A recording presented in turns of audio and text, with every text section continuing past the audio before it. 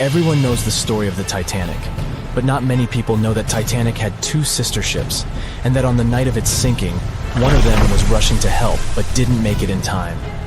Bad luck seemed to follow the trio of ships, but each one of them had glorious moments that live in the minds of those who sailed in them. Keep on watching to discover a story of awe, ingenuity, and ill fate. And don't forget to click the subscribe button and turn notifications on to join us on the bright side of life. You know how the iceberg hit the Titanic, how the band played to the end, and how the whole tragedy unfolded, but before it happened, it would have seemed an impossibility for such a ship to meet the end it did. None of that could have been foreseen by White Star Line, the company who built the Titanic, who had high hopes for what the unsinkable ship and its sister ships, the Britannic and the Olympic, would accomplish. The Olympic was the first of the trio to make sail on June 11, 1911, heading towards New York. The sheer size of it would wow the crowds. The Olympic's maiden voyage went without incident, and a crowd of 8,000 people in New York got to explore its luxurious accommodations while it was docked there. There were high expectations for the massive ship, but just around 2 months later, the Olympic crashed with the HMS Hawke. The Hawke got the brunt of the damage, as the bow was left flat as a pancake. After the crash, the Olympic made its way slowly back to Belfast, where the Titanic was being constructed. On the dock, people could see the two enormous ships side by side, as parts of the Titanic were used to put the Olympic back in shape. A rare sight to behold. And on April 14, 1912, the Titanic hit an iceberg, and minutes later, the crew radioed nearby ships for help. That night, the Olympic was returning from New York when it received the distress signal. The ship turned around and rushed at full speed towards the Titanic, but they were so far away that they would have arrived next night. At some point during the early hours of April 15, 1912, the crew of the Olympic decided they wouldn't make it in time and stopped course. The survivors of the Titanic were eventually rescued by the Carpathia. Olympic was set up with lifeboats for all crew and passengers after the Titanic sank. It went from having 20 lifeboats to 64. Changes were also made to the watertight bulkheads, and an extra hull to construct a type of double hull was installed. It was determined that a double hull would have kept the Titanic from sinking. For several years, Olympic was used in the war effort against Germany. Throughout the years, Olympic carried over 200,000 passengers, which included thousands of Americans fleeing from Europe and troops battling during World War I. One of the most significant moments for this ship was when it struck a German submarine and sank it. It was discovered that the submarine was preparing to fire a torpedo on the Olympic before Olympic rammed it. The Olympic ended up sailing the seas for 3 decades, which earned her the nickname of the Old Reliable, despite some previous accidents. It went on to help the survivors on the HMS Audacious when it was sinking, and do what it couldn't for its sister, Titanic. Eventually, bad luck caught up with the Olympic.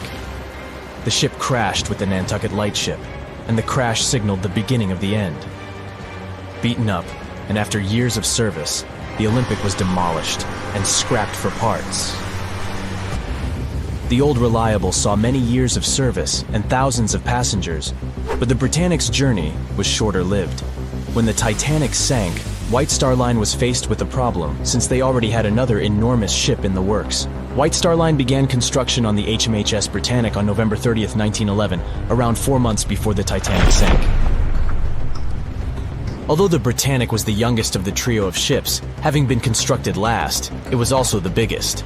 They intended to name it Gigantic, but after the Titanic's disaster, they changed the name to Britannic, since they considered it to be a lucky name.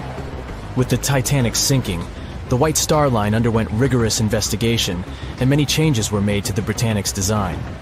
The Britannic looked very similar to the Titanic, and it had what was at the time the largest marine turbine in the world, able to reach faster speeds than the Olympic. With Titanic's fate fresh in their minds, everything possible was done to ensure the safety of this newer ship. The Britannic was eventually launched on February 26, 1914, almost 2 years after Titanic met its end. After the Titanic's disaster, the White Star Line wanted the Britannic to redeem their name. The Britannic was on its way to becoming a successful ship. It transported passengers for over a year and a half when the British government requisitioned it and turned it into a hospital ship during the beginning of World War I. The ship became an even more impressive sight to look at.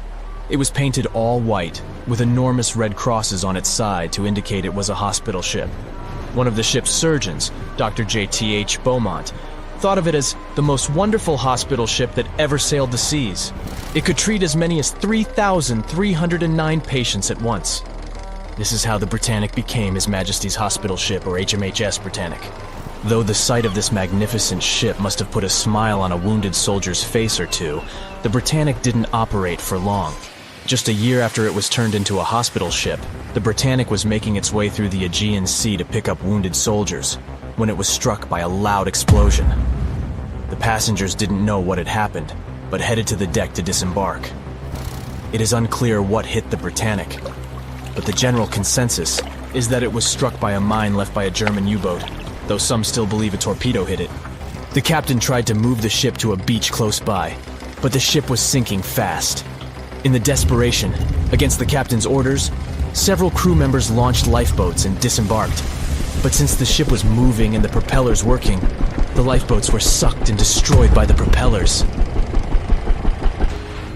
Though so much effort had gone in to ensure the Britannic was safer than the Titanic, whatever explosion occurred left the Britannic in the same dire condition as the Titanic in just 10 minutes. In a cruel twist of fate, it also sank in the ocean.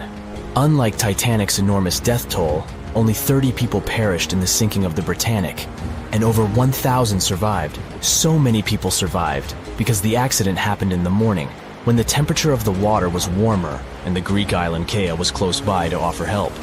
In the end, the Britannic only sailed the seas for over 2.5 years.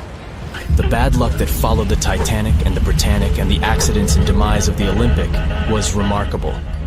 But what was most impressive is that there was a woman who sailed on all 3 ships and survived.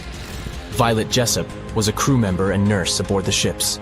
She was there when the Olympic collided with the HMS Hawk in 1911 and disembarked safely. 2 years later, she escaped the sinking of the Titanic in lifeboat number 16, and she showed some women it was safe to board the lifeboats. You'd imagine that would be enough to keep her from ever getting on a boat again, but not for her. A few years later, she served as a nurse in the Britannic while it was used as a hospital ship.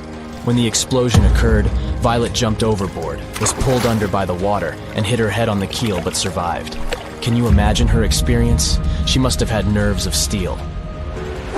All in all, the trio of ships saw journeys of triumph and tragedy. Ill fate might have followed them, but all the survivors were left with incredible stories to tell.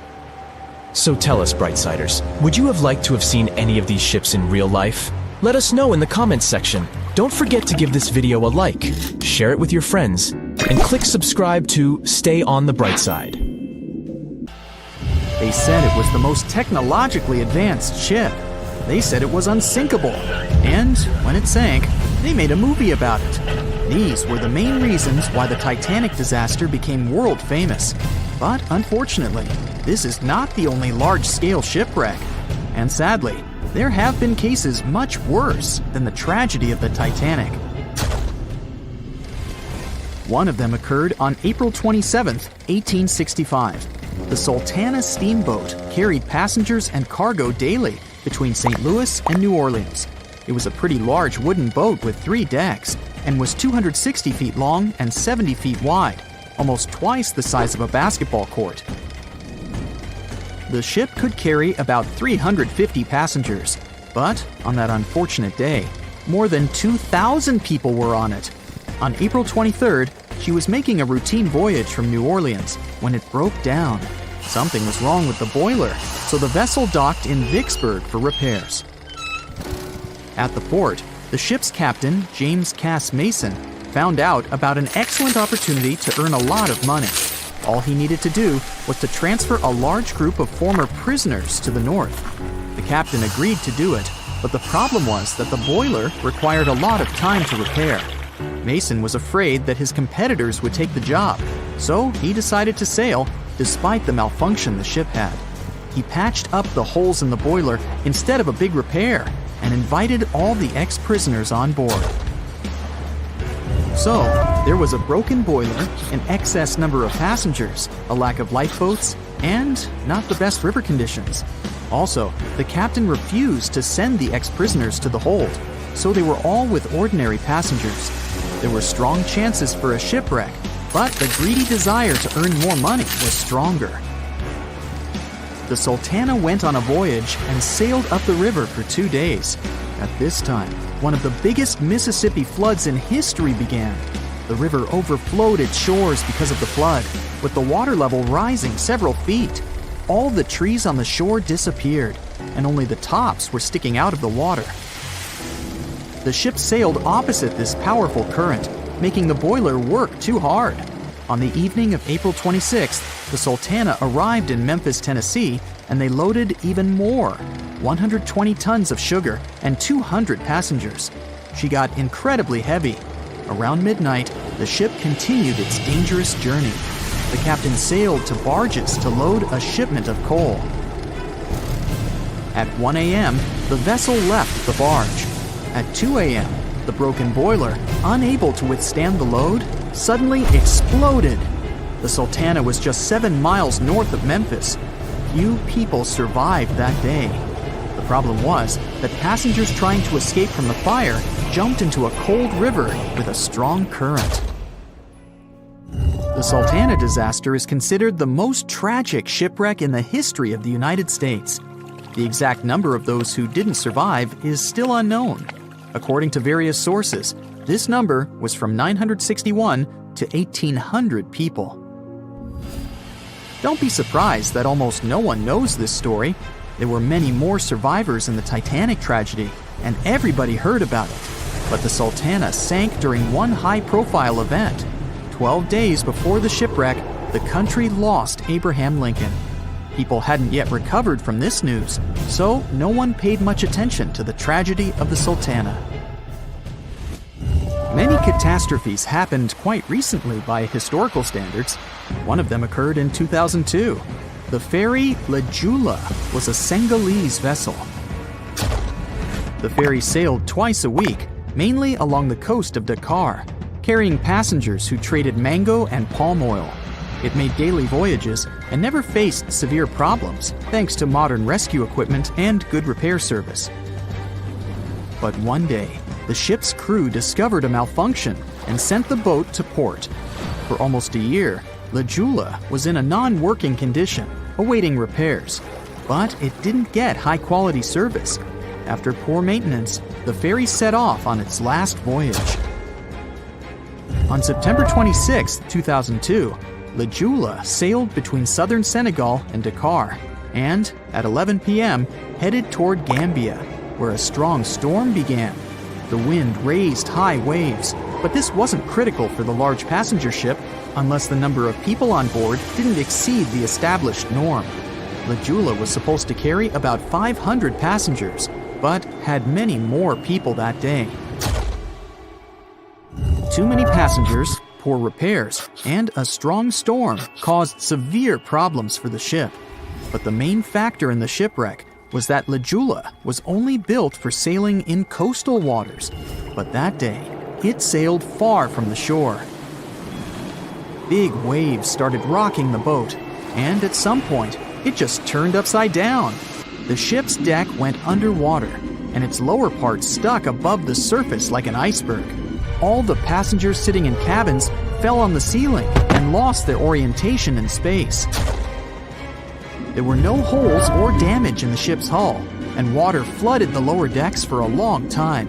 The vessel stood in a twisted position for several hours. Then, the boat began to sink when the water seeped through the deck and hold. The ocean was warm, but no one came to save the passengers. People had to wait almost 4 days to be rescued. Unfortunately, only a few managed to survive. The Philippines is a very dangerous area for ships. This place consists of several thousand islands and a vast area with shallow water. Ships can run aground and damage the hull with reefs and pitfalls. On September 20th, 1987, one of the most terrible disasters in navigation history occurred there. A Philippine passenger ferry called Dona Paz left one of the islands and sailed toward Manila. The sun was shining, the ocean was calm, and the visibility was good. But for some reason, the crew members didn't notice how the tanker Vector was approaching them. The two ships collided at low speed. The collision wasn't strong, but the problem was that the Vector had tons of oil on board, and the Dona Paz crashed into the cargo hold where that oil was stored. So it spilled all over the ocean, and then a spark slipped through. Not only did the two ships catch fire, but also filled with water.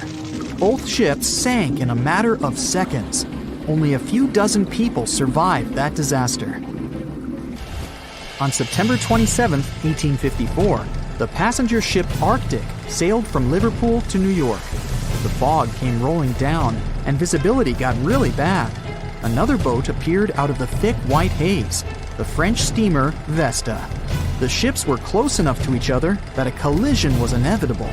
The French vessel was smaller, so it seemed to the Arctic's captain that Vesta had received a lot of damage. And while he was staring at the other ship, his boat got quickly filled with water.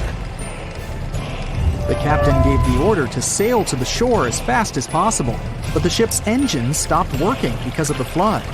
Then the ship's crew started to lower lifeboats with women and kids. Still, when rescuers found lifeboats with people, it turned out that only 87 out of 400 people survived, 65 crew members and 22 passengers. Surprisingly, there were only grown men among them. The ship's captain survived by clinging to the wreckage. All newspapers wrote about this story as one of the most terrible and shameful tragedies in navigation history.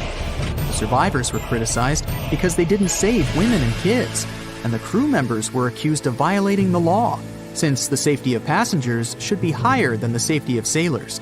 But despite this, none of them were brought to responsibility.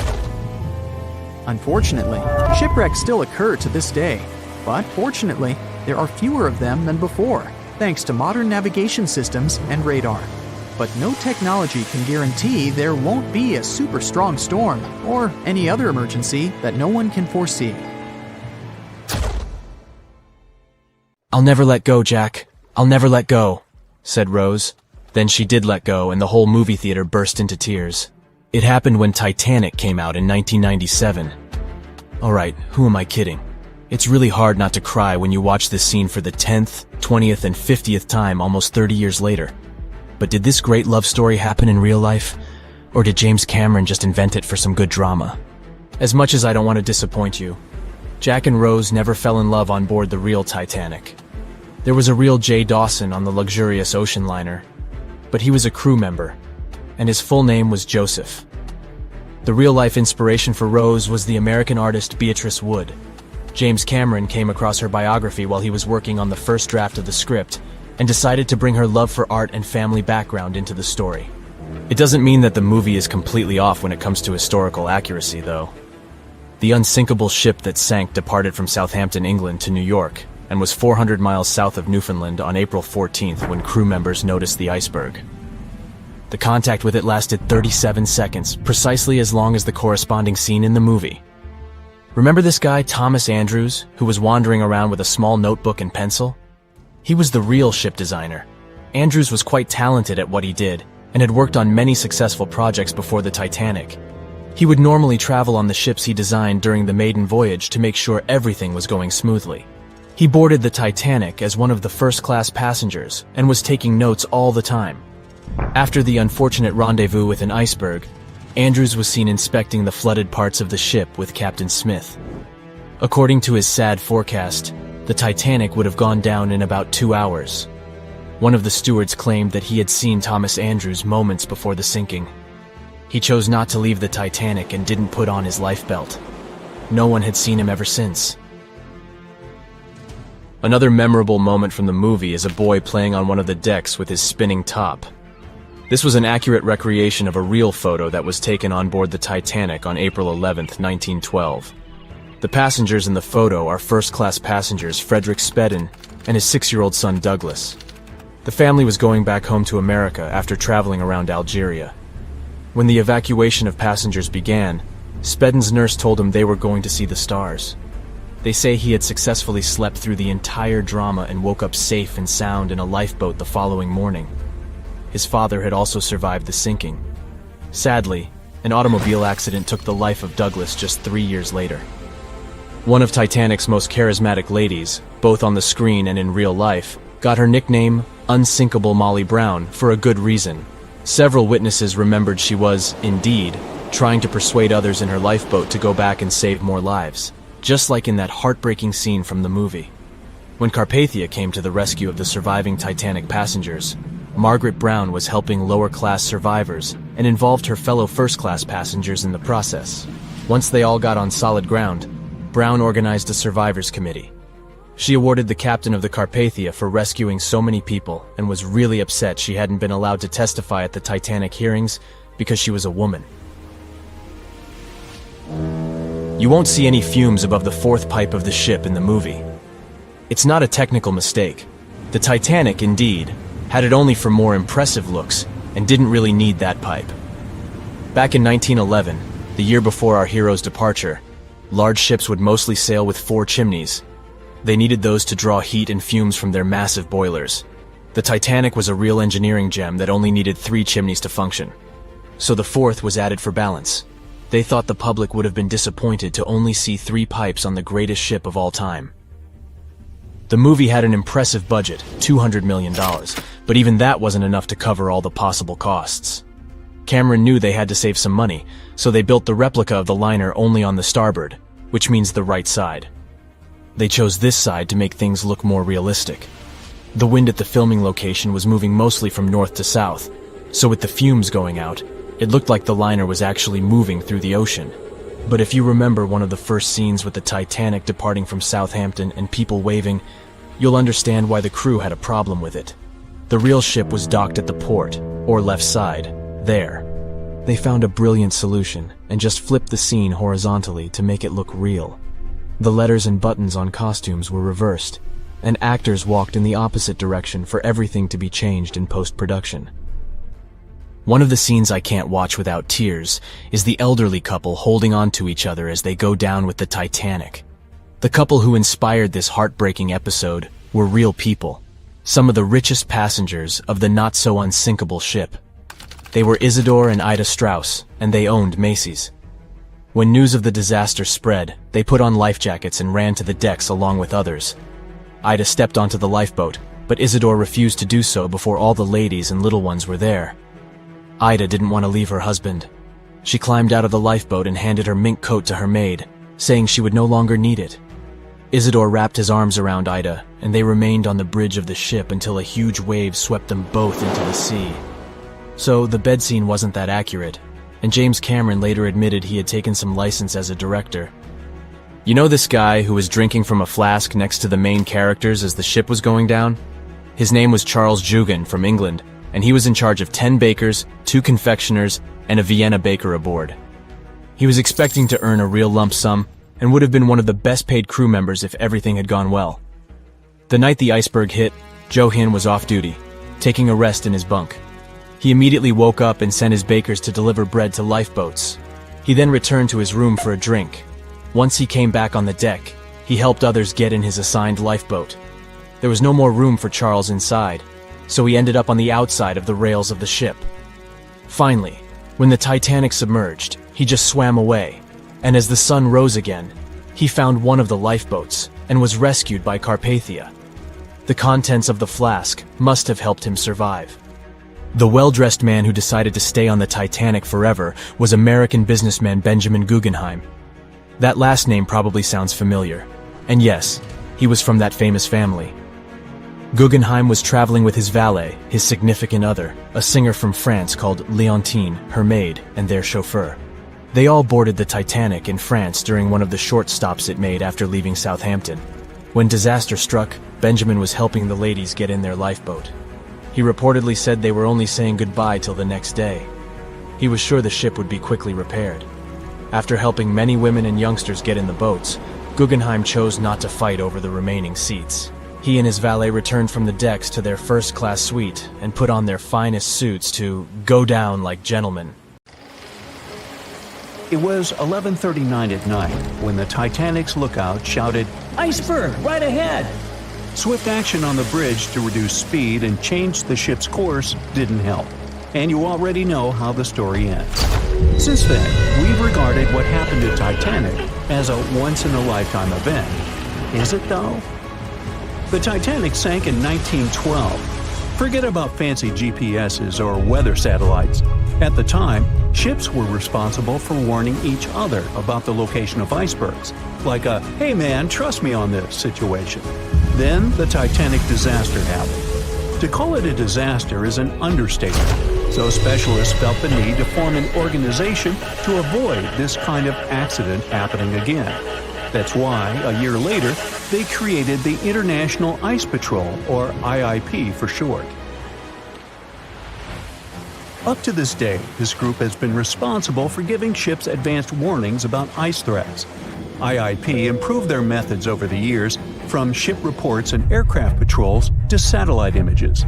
Recently, they've also been using oceanographic buoys, floating devices providing real-time information about ocean conditions up to 164 feet below the surface to predict the potential drift of icebergs. Luckily, IIP is doing an excellent job in reducing ship iceberg collisions. But don't get too comfortable, because even the most advanced detection equipment can't entirely avoid an unfortunate situation. Between 1980 and 2005, there were 57 incidents involving vessels and icebergs. And the chilling truth is that today's ships are more likely to run into an iceberg than the Titanic was. Studies have shown that 1,038 icebergs crossed the area where the Titanic sank back in 1912. You might think that's a lot, but scientists say it's not really a big deal. I mean, yeah, it's on the higher side, but there have been 14 years with even more iceberg activity since then. Nowadays, the number of icebergs is going up due to the accelerated melting of Greenland's glaciers. And since more ships are heading into polar waters, the chances of ships bumping into icebergs are higher. But the real danger for captains is invisible enemies, called growlers and bergy bits.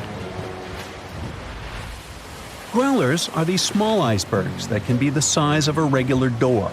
And bergy bits are also considered small, measuring around the size of a school bus.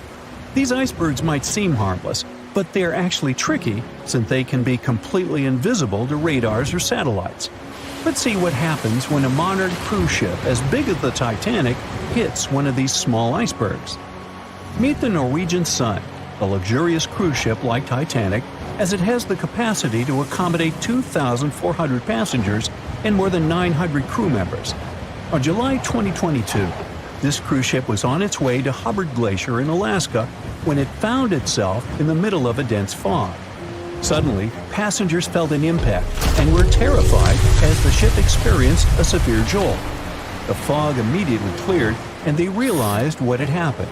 The Norwegian Sun had collided with an iceberg of the growler type. But the outcome was entirely different from Titanic. Thankfully, there were no injuries, and both the passengers and staff reached the Alaskan docks safely. Expert divers checked the condition of the boat, and they discovered that the ship had suffered some damage after the collision, so the rest of the trip was canceled. Now don't stress about packing for your next trip across the Atlantic, because accidents like the one with the Norwegian Sun are really rare. I mean, it's common for ships to encounter ice, but what's unusual is for it to be a problem. Most modern cruise ships wouldn't get physically damaged by an iceberg, and there's a reason for that. You see, the steel used in the Titanic also played a significant role in the disaster. The unsinkable ship, after all, was not so impact-resistant. Back then, the Titanic's hull was constructed using around 2,000 steel plates, which are believed to have been produced in an open hearth furnace. As a result, the steel contained a high concentration of phosphorus, oxygen, and sulfur. High levels of these elements make steel brittle at low temperatures, causing it to fail upon impact. While the steel used on the Titanic was of the highest quality available at the time, it wouldn't meet the safety standards of modern ships, and it was approximately 10 times less safe than what today's vessels use. But the most significant difference between the design of the Titanic and a modern ship lies in how the hull is put together. You see, the Titanic was built using over 3 million rivets for its hull and upper deck structure. So, when it struck the iceberg, the rivets started a chain reaction, causing the entire section of the hull to collapse simultaneously, causing an uncontrollable flood of water.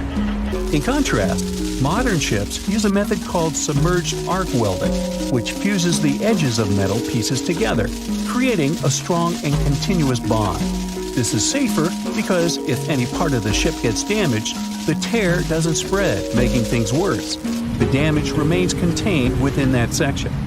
Okay, so small icebergs are becoming more common, and vessels have been adapted to deal with them. But there's still one more scenario to consider. What if a huge cruise ship hit an iceberg the size of a 5-story building? Imagine we've just created the world's largest cruise ship on the planet. Let's call it the Bright Seaside. Our floating resort is massive, 4 times the size of the Statue of Liberty. It's longer than the Titanic by 318 feet and carries about 3 times more passengers and crew. And just like the Titanic, our fictional ship can cruise at a top speed of around 23 knots. Now, picture this scenario. The Bright Seaside is cruising at full speed in freezing waters. It's the middle of the night, and the captain doesn't realize that all the iceberg detecting equipment on board isn't functioning. It stopped working 3 days ago. It's very foggy out there, and the lookout also fails to spot a 45-foot tall iceberg. If that whole situation played out, and the ship smacked into the iceberg head-on, well, it could potentially lead to a sinking. But you can see how unlikely that is, right? That's why experts are quite confident in saying that ice isn't likely to sink modern cruise ships. It's also worth mentioning that safety measures have improved a lot since Titanic. A modern large vessel can take days to sink, which provides enough time to keep everyone safe. Crews are definitely better prepared to handle evacuation procedures, and passengers should also go through safety training before cruising. I know, it is annoying to do that when all you want to do is drink a lemonade or some other beverage by the pool. But, all these safety tips are what saved the MS Explorer from becoming a modern Titanic.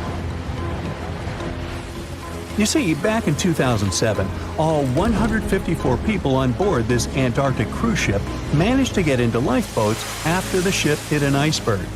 Now imagine their panic as they waited for help for 4 hours. The crew did an excellent job in keeping everybody safe, no doubt. But a report that came out 2 years later said that the MS Explorer accident had happened because of the inexperience of the captain, who had pushed the ship too fast into a wall of ice in the freezing waters of Antarctica. That means that no matter how much tech a ship's got or how fancy its materials are, if you've got a careless captain and a crew that doesn't know how to handle an iceberg hit, a disaster similar to Titanic could happen again. But hey, you shouldn't stress over it. Trust the professionals and keep in mind the odds. In the last 30 years, the MS Explorer was the only cruise ship that sank thanks to an iceberg, and everyone survived. So kick back and enjoy your sea vacation.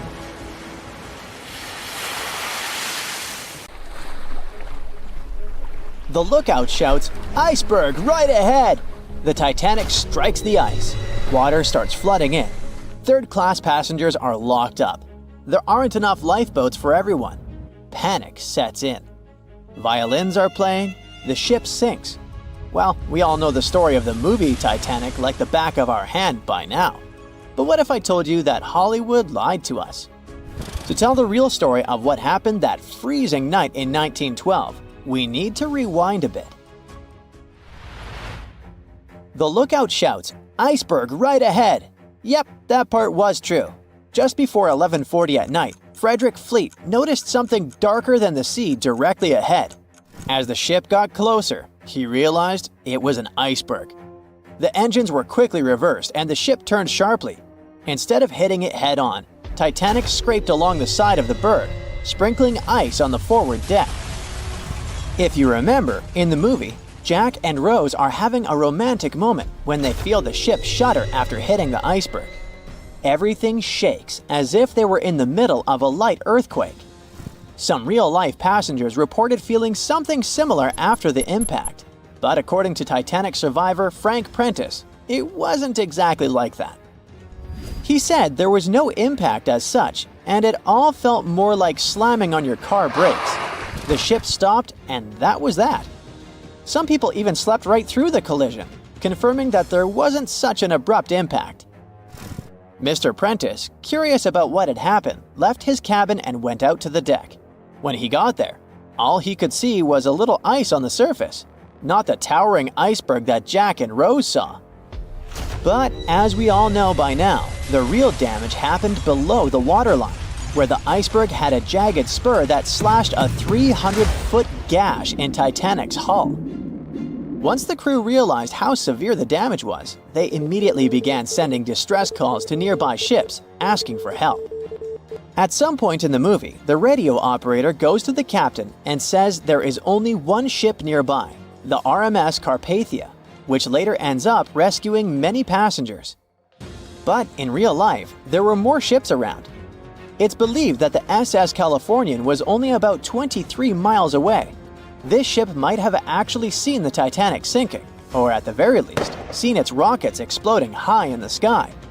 Yet, for reasons we will never fully understand, they didn't try to help. Let's get back to the story.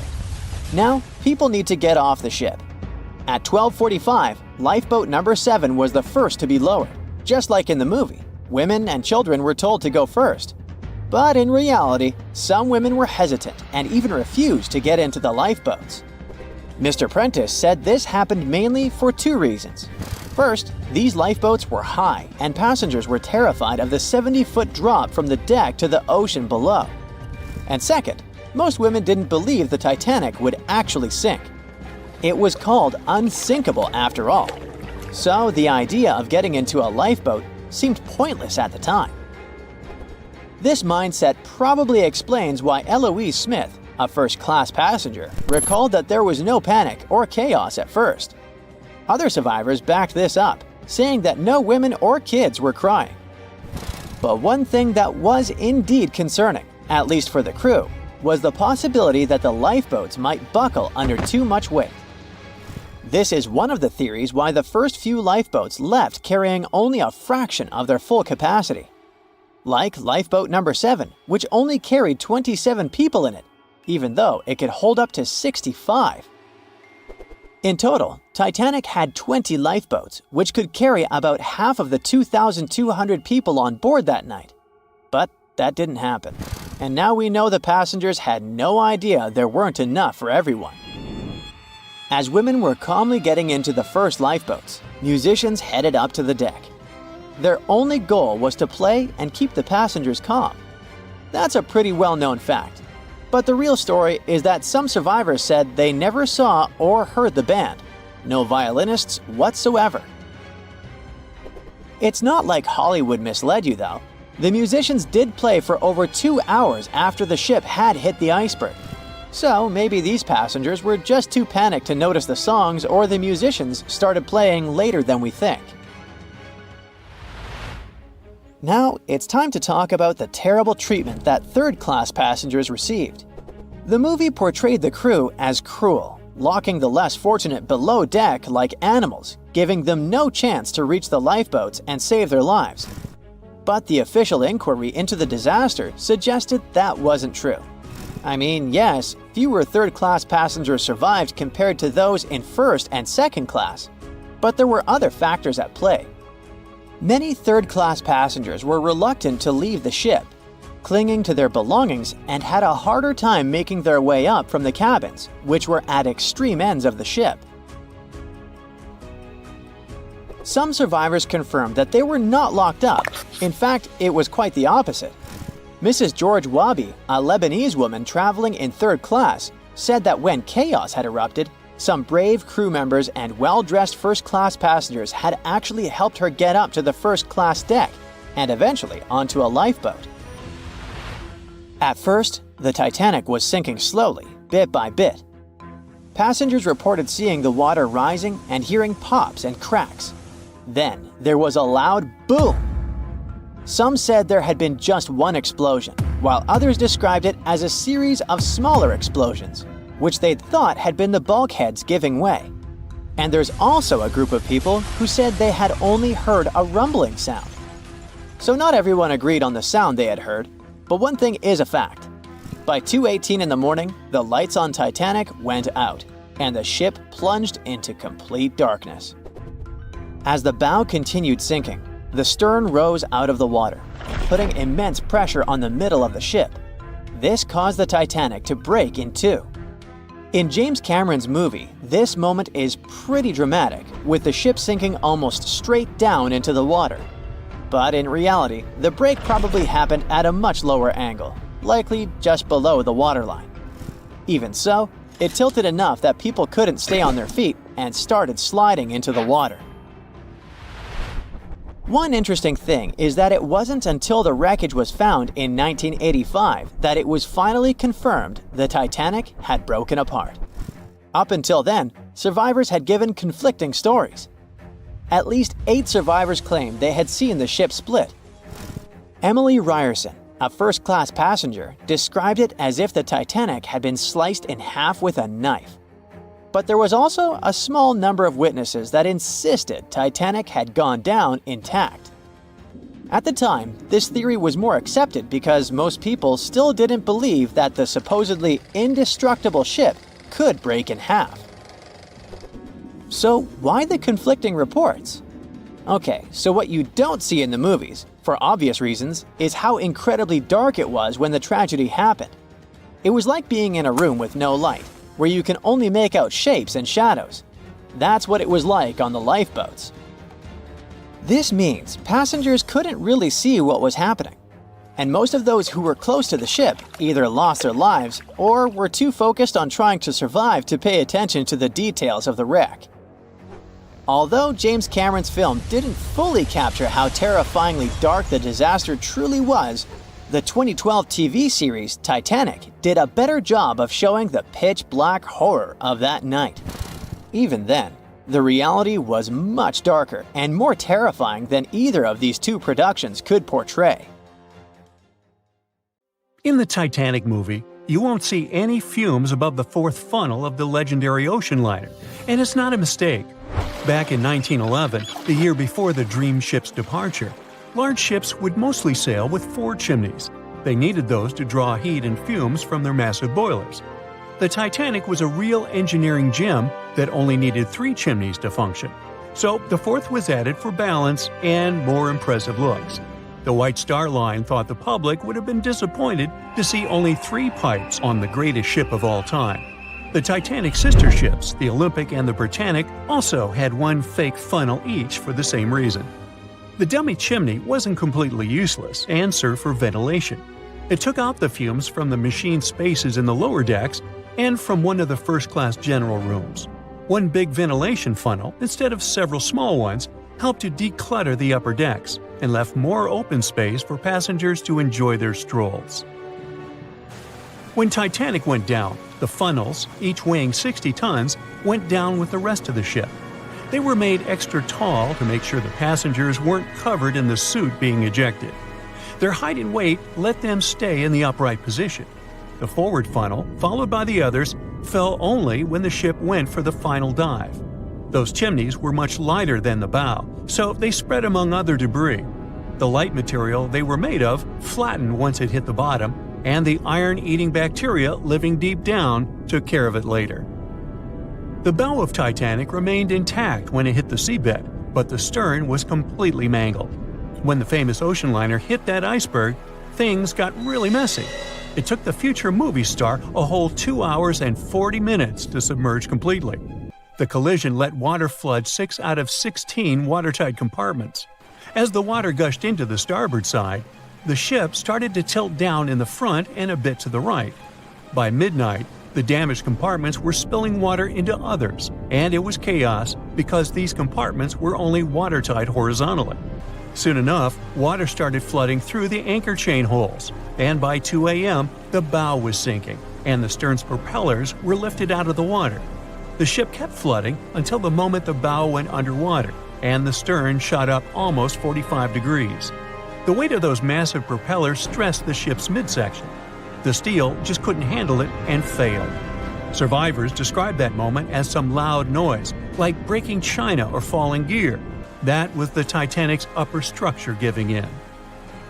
By 12 past 2 a.m., the bow and stern were only connected by the inner bottom structure. Minutes later, the bow, weighing almost 16,000 tons, broke loose from the stern. The stern rose sharply to an almost vertical position and started sinking slowly. By 2:20, it disappeared underwater.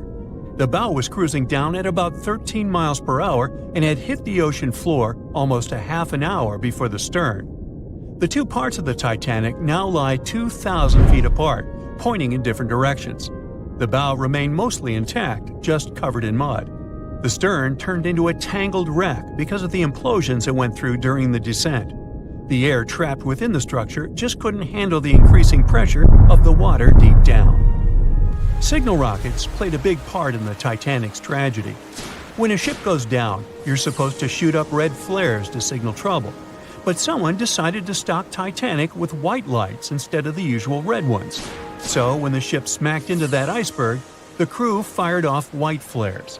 The SS Californian was passing nearby, and his captain knew the Titanic was in a dangerous iceberg zone. The crew didn't spot the sinking Titanic, but they sure saw those white rockets.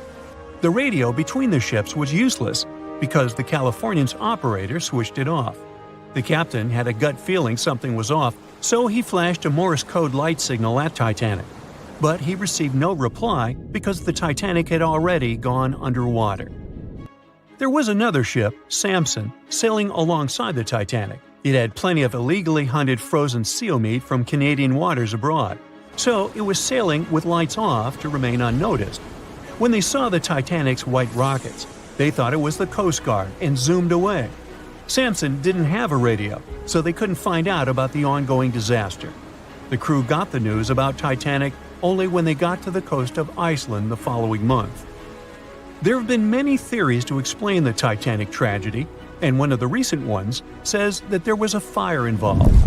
An Irish journalist went full detective for decades, digging into the mystery, and stumbled upon a game-changer. He came across a photo album that had been hiding from the public for a century after the tragedy. In the pictures, taken at the Harland and Wolff shipyard in Belfast, Northern Ireland, just over a week before the liner sailed, you can clearly see a massive 30-foot black spot on the ship's hull. Maloney researched the photos and eyewitness testimony from the time and claimed that a fire spontaneously broke out inside of one of Titanic's enormous coal bunkers. It was raging for a whole 3 weeks and messed with the metal, critically weakening a crucial segment of the ship's hull. Back then, most ships had just one hull, so it was the only skin the Titanic had. That's why the Iceberg managed to punch a hole through the ship so easily. If it hadn't been for the fire, the Titanic might have shrugged off that iceberg collision. The company operating the liner knew about the fire, but they decided to conceal that fact. They didn't want any negative stories in the press as they faced some serious competition in transatlantic voyages. The Titanic was sold out, so they stocked up on coal and made it sail. The moon might have also played a role in the sinking.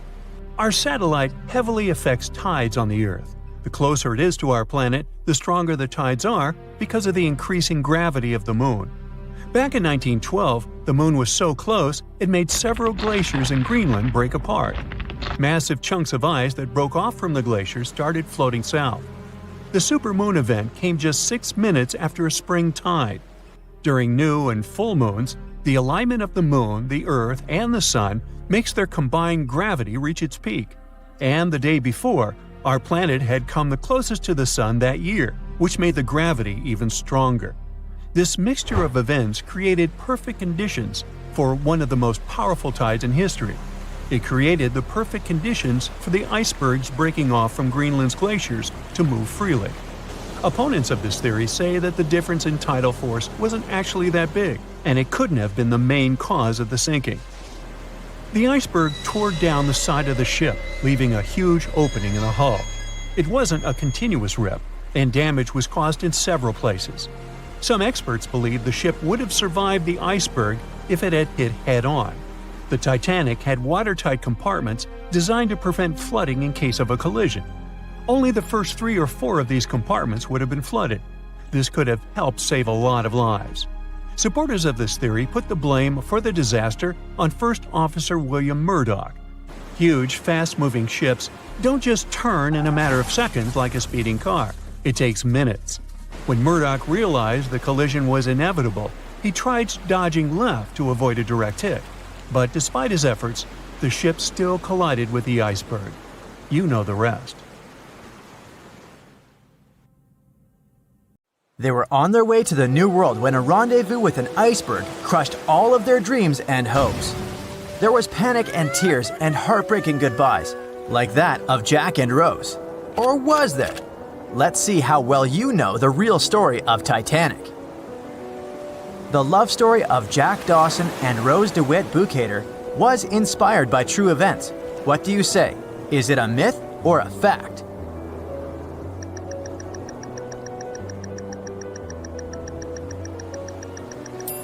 The most emotional Titanic love story was actually all made up by the screenwriter and director of the famous movie, James Cameron.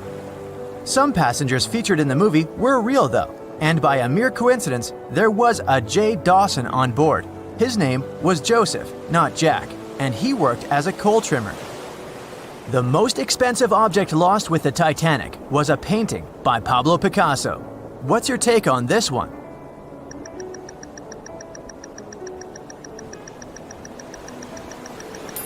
It's a myth. Another one given to us by the famous movie. The most valuable item that went down with the Titanic was probably a Mary Joseph Blondell painting, created in 1814. Some other valuable items were a violin that belonged to Wallace Hartley, the musician who insisted that they had to play till the very last moment.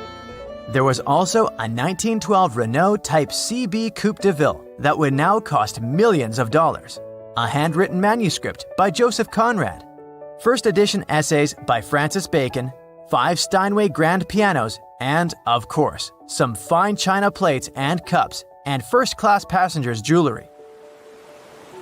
The Titanic was the largest and the most luxurious passenger ship of its time. Does it sound real to you?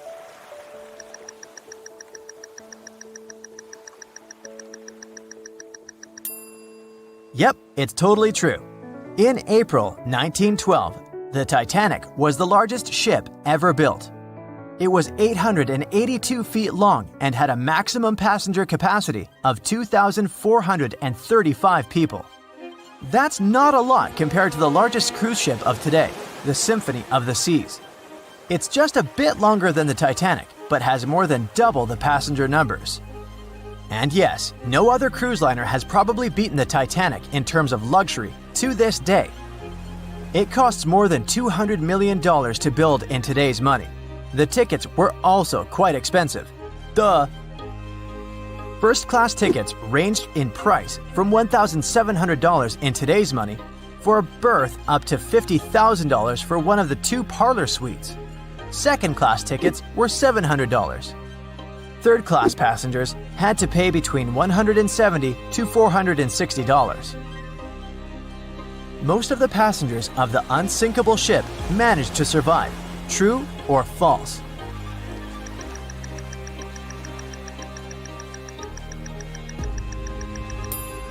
Sadly, it's false. Only 37% of all the passengers actually survived the meeting with the Titanic. Around 61% of the first-class passengers, 42% of the second-class passengers, and 24% of the third-class passengers made it out alive. The Titanic was passing through the Bermuda Triangle when things went wrong, and that's probably why it sunk. What do you say? Myth or reality?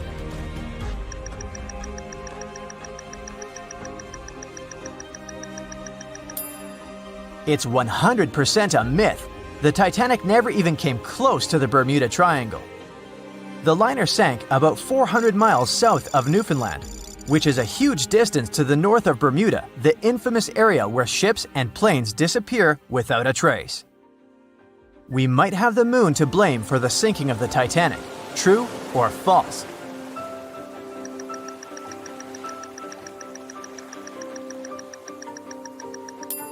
This one is true. The moon heavily affects the tides on Earth. The closer the moon is to the Earth, the stronger the tides are because of the increasing gravity of our satellite. Back in 1912, the moon was so close it made several glaciers in Greenland break apart. Massive chunks of ice that broke off from the glaciers started floating south. The supermoon event came just 6 minutes after a spring tide, the alignment of the moon, the sun, and the Earth that makes their combined gravity reach its peak twice a month. And the day before, our planet had come the closest to the sun that year, which made the gravity even stronger. This mixture of events created perfect conditions for one of the most powerful tides in history. Icebergs breaking off from Greenland's glaciers drift off to the coastal waters of Labrador and Newfoundland, where they often run aground. To move on, they need to either melt and become lighter or catch a high tide that would carry them further. The 1912's tide was as high as it gets. So they shifted many shipping routes south because of the huge amount of icebergs. But not the Titanic, of course, as they believed it was unsinkable. It took 4 hours and 40 minutes for the Titanic to sink. What do you say?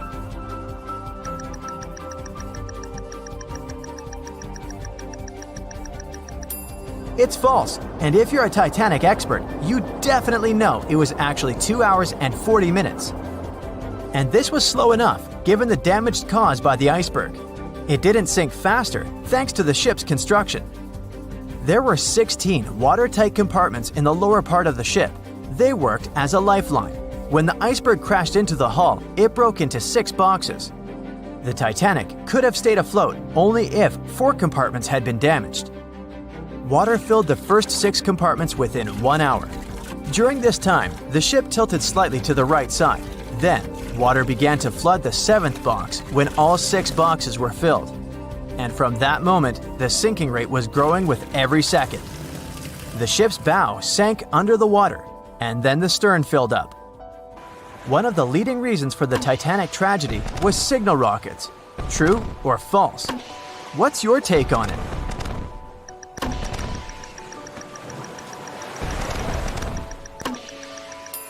This one is true. When any ship sinks, the crew members must release red flares. It's a signal to all nearby ships that someone is in trouble. But for an unknown reason, someone put white lights in the Titanic's rocket box. When the ship crashed into an iceberg, the crew members released white flares. Another ship, SS Californian, was nearby at the time. Its captain knew the Titanic was going through a dangerous iceberg area. The crew of this ship didn't see the Titanic in the dark, but they noticed white rockets.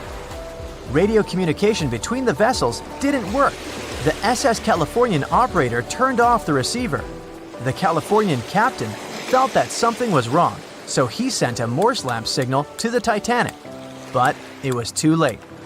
The ship was already underwater, so no one could respond.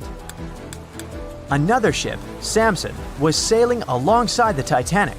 It drifted with lights off since it was catching seals, and that's not legal. When the captain saw the Titanic's white rockets, he thought it was the Coast Guard. So Samson sailed away as fast as they could. They realized they had abandoned the drowning passengers once they made it to Iceland and learned the horrible news. In 1996, one expedition managed to raise the Titanic from the ocean floor. Do you believe it?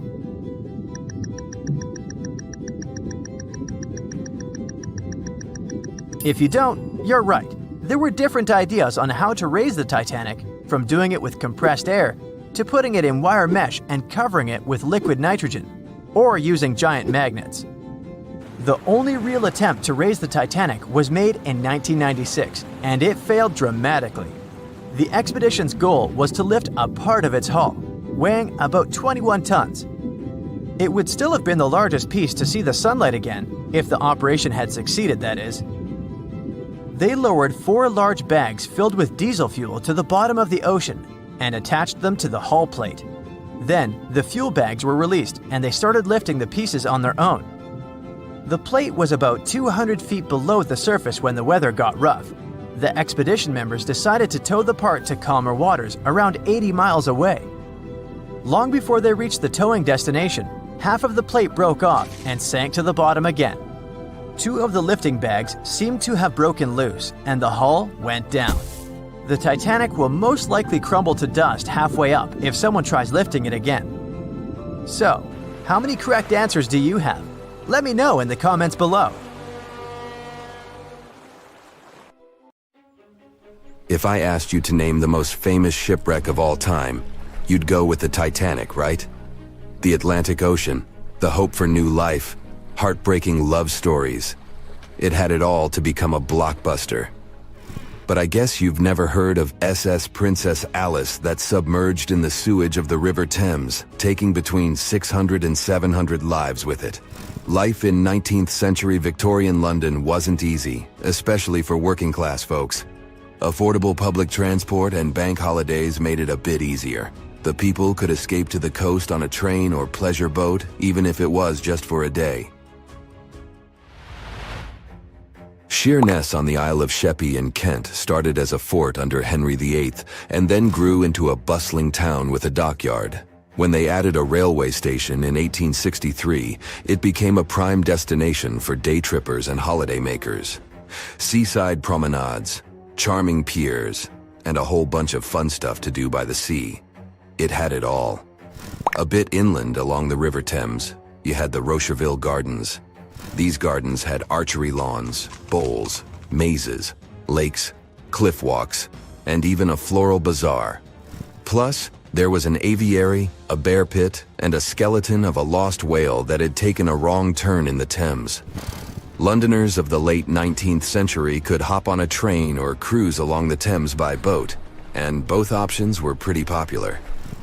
But on the 3rd of September, 1878, way more people than usual opted for the boat. They chose it over the railroad after a passenger train had collided with goods wagons in Kent, taking the lives of 5 people. The river felt like a safer way to go. One of the ships available for the trip was the SS Princess Alice. The paddle steamer was first launched in 1865 on the west coast of Scotland. Its original name was the Bute, and it was used as a ferry for the passengers of the Wemyss Bay Railway Company. A couple of years later, it was sold and renamed after Queen Victoria's 3rd child. Then, it was sold again and got the nickname the Shah's Boat, as it transported the Shah of Persia up the Thames to Greenwich in 1873. The ship had gone through several alterations in its lifetime. It got new boilers and watertight bulkheads. The Board of Trade had inspected it and marked it safe. In the year of its final voyage, it was officially allowed to carry up to 936 passengers between London and Gravesend in calm water.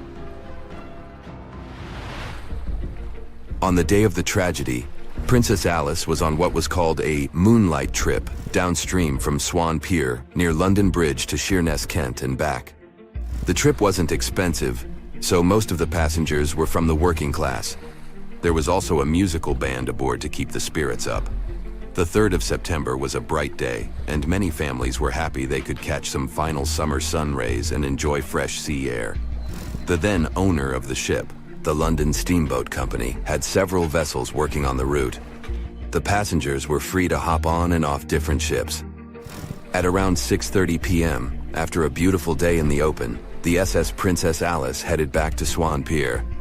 No one kept official lists of passengers, so we'll never know exactly how many people were on board that evening. But they say the steamer was close to its full capacity. As it got darker and cooler, many families decided to stay inside the saloon or in their cabins below. Some stories from the steamer sound like fate. The captain of Princess Alice let his steerer stay at Gravesend and replaced him with one of the passengers. John Ayres was a sailor but had little experience at the Thames or with a vessel like Princess Alice. Alfred Thomas Merriman, a chef from East London, had been offered to work on the steamer at the last moment. He was 30 years old and a father of 4, so he couldn't say no to extra money. At around 7:40 p.m., he was standing on the deck by the saloon door. By that time, Princess Alice had passed Tripcock Point and entered Galleon's Reach. The passengers could see the North Woolwich Pier in the distance. Many of them planned to disembark at that stop. And that's when Merriman noticed a huge ship carrying coal. It was Bywell Castle. This vessel normally carried coal to Africa, but it had just been repainted at a dry dock. Bywell Castle was going to Newcastle to pick up some coal and transport it to Alexandria, Egypt. The ship's captain, Harrison, wasn't too familiar with these waters, so he called in Christopher Dix, a seasoned Thames River pilot, to lend a hand, even though he didn't have to. The ship had a fancy raised forward part below the deck, and Dix couldn't quite see what was in front of him. So, they had a sailor on lookout duty. As they set sail from Millwall at the speed of 5 knots, 5.7 miles per hour, they tried to stick to the middle of the river, but other boats had other plans. When they were approaching Galleon's Reach, Dick spotted Princess Alice's red port light, headed their way, but planning to pass on the right side. At the same time, Grinstead, the captain of Princess Alice, was going against the river's flow, trying to find the smooth waters on the south side. He adjusted his course, steering into Bywell Castle's path. Both crews realized they were headed for a collision. Dix tried to steer clear and even ordered reverse full speed on the engines, but it was too late.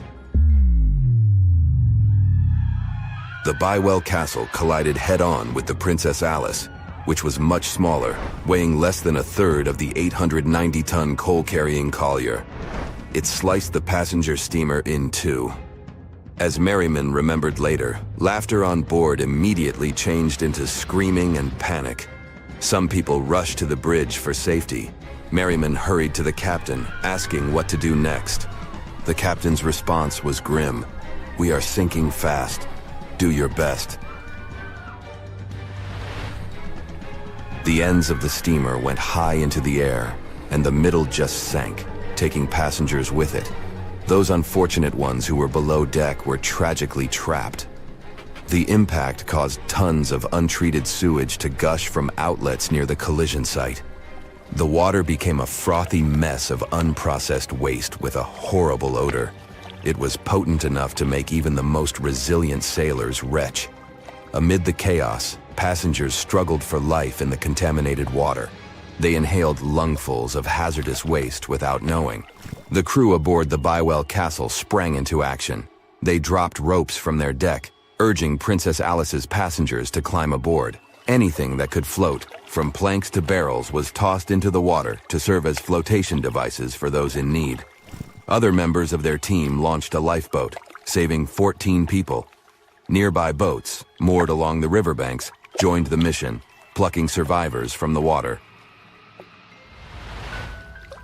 Many of Princess Alice's passengers didn't know how to swim, and it was even trickier for ladies wearing long, heavy dresses. Merriman was among the lucky ones who could swim. He first held on to a piece of wreckage, and then, when others got to it, swam away and caught onto a rope hanging over the side of the Bywell Castle. They managed to save around 130 people this way. Another survivor was Robert Haynes, who played in the Princess Alice band. He was fond of ships and had noticed the Bywell Castle a couple of minutes before the collision. He chose not to follow the rest of the band, who went downstairs for a break, and that saved his life. Princess Alice's sister ship, Duke of Teck, arrived 10 minutes too late to assist with the rescue efforts. Only 2 people who had been below deck or in the saloon managed to survive the collision. We still don't know the total count of lives taken on that day, but it's somewhere between 650 and 700. And what makes this story even more tragic is that it has been mostly forgotten. A beam of electric light pierces the darkness over the calm waters of the Atlantic Ocean. The Titanic is quietly making its way through the waves, its passengers asleep, when suddenly a monstrous white shape is caught in the light beam. The fateful Iceberg is about to rend the side of the legendary ship.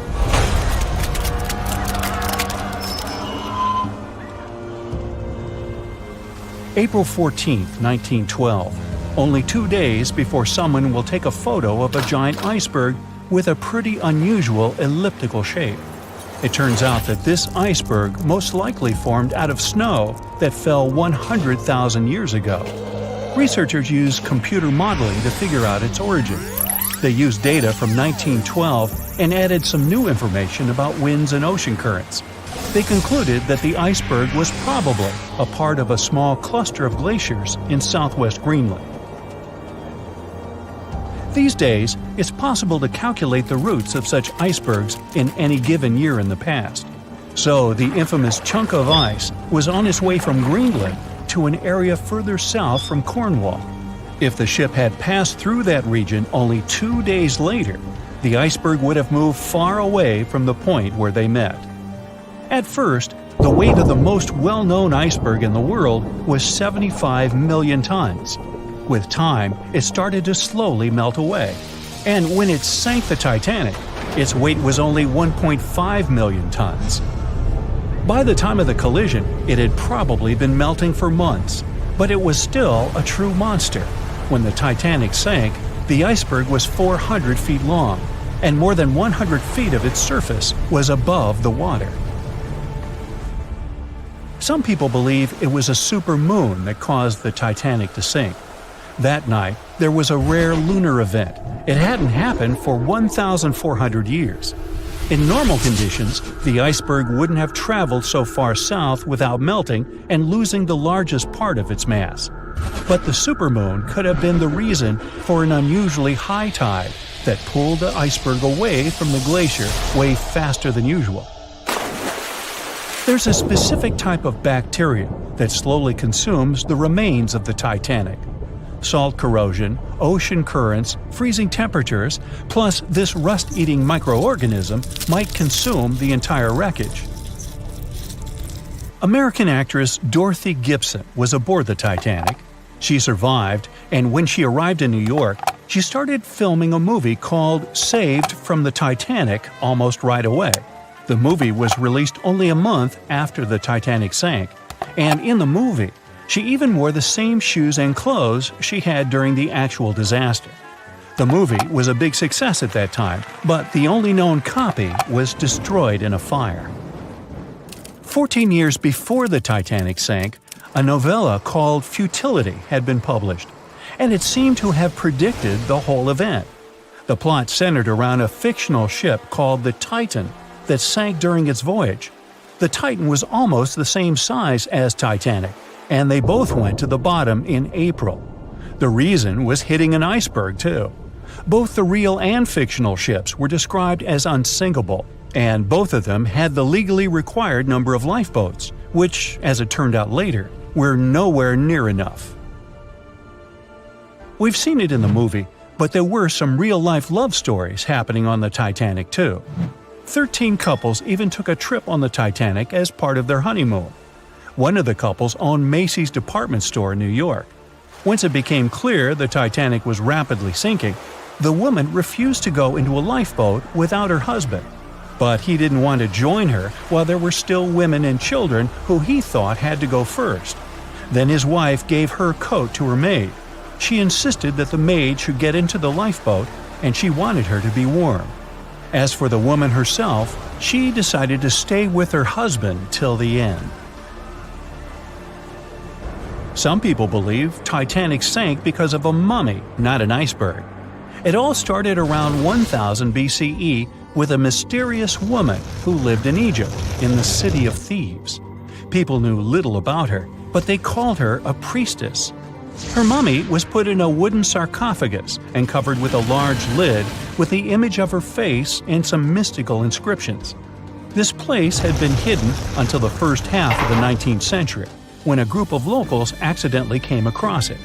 They disturbed her peace. No one knows how, but the mummy disappeared that day without a trace. A couple of decades later, a group of rich friends from England traveled to Egypt and found the empty mummy casket with the image of the priestess, whose dark eyes seemed to be looking into the void. They decided to buy it, but the buyer disappeared the same night before he even got the case. All members of the group had some accidents. The casket changed its location a couple of times until it, as some believe, ended up on the Titanic. It took more than 70 years for a robot submarine to find the ruins of this legendary ship. The wreck lies nearly 13,000 feet under the surface of the Atlantic Ocean, split into two halves. Why did the liner break apart? No one knows exactly. Some think it happened because of the water that got inside when the ship collided with the iceberg. The pressure was so powerful it separated two parts of the vessel, starting with the ship's bottom structure. Others say it was because of the hull rivets. They had a high concentration of slag or smelting residue, and that's something that can cause the metal to split apart. The ship generally had many flaws, starting with the design. The watertight bulkheads weren't completely sealed on top. This allowed the water to flow between the compartments and, in the end, sink the vessel. The iron of the ship's rivets and steel of the hull ended up ruined because of high sulfur content, cold temperatures, and high speeds. The steel shattered and the rivets popped out quite easily. Because of this, Titanic sank 24 times faster than it would have otherwise. If the ship had hit the iceberg head-on instead of ramming it with its side, it would have probably stayed afloat. How come the crew members didn't have binoculars? It would have surely helped them spot the iceberg on time and maybe even avoid the disaster. But the binoculars on the Titanic were locked in a storage cabinet. Only one crew member had the key, and he had been transferred off the ship right before it set sail. He later said he hadn't remembered to hand over the key. But even without the binoculars, the ship might have had some time to change course and avoid the collision if the crew had gotten some warning. But that's the thing, someone did warn them. About an hour before the incident, a ship that was relatively close to Titanic, the SS Californian, sent a message to inform them it had stopped because of dense ice field. But the warning never got to the Titanic's captain. Some experts say it was because the radio operator didn't think it was that urgent. And later, the SS Californian said they didn't get a call for help from the Titanic because their radio operator was off duty. Some say the crew on the Titanic couldn't spot the iceberg on time because of an optical illusion. Atmospheric conditions that night probably caused super refraction, which could have camouflaged the berg. After all, no one actually saw the iceberg until it was too close to the ship to somehow avoid the crash. Not even a whole minute passed between the moment they saw the iceberg and the collision. It was only 37 seconds, and it took Titanic 2 hours and 40 minutes to disappear below the ocean's waves.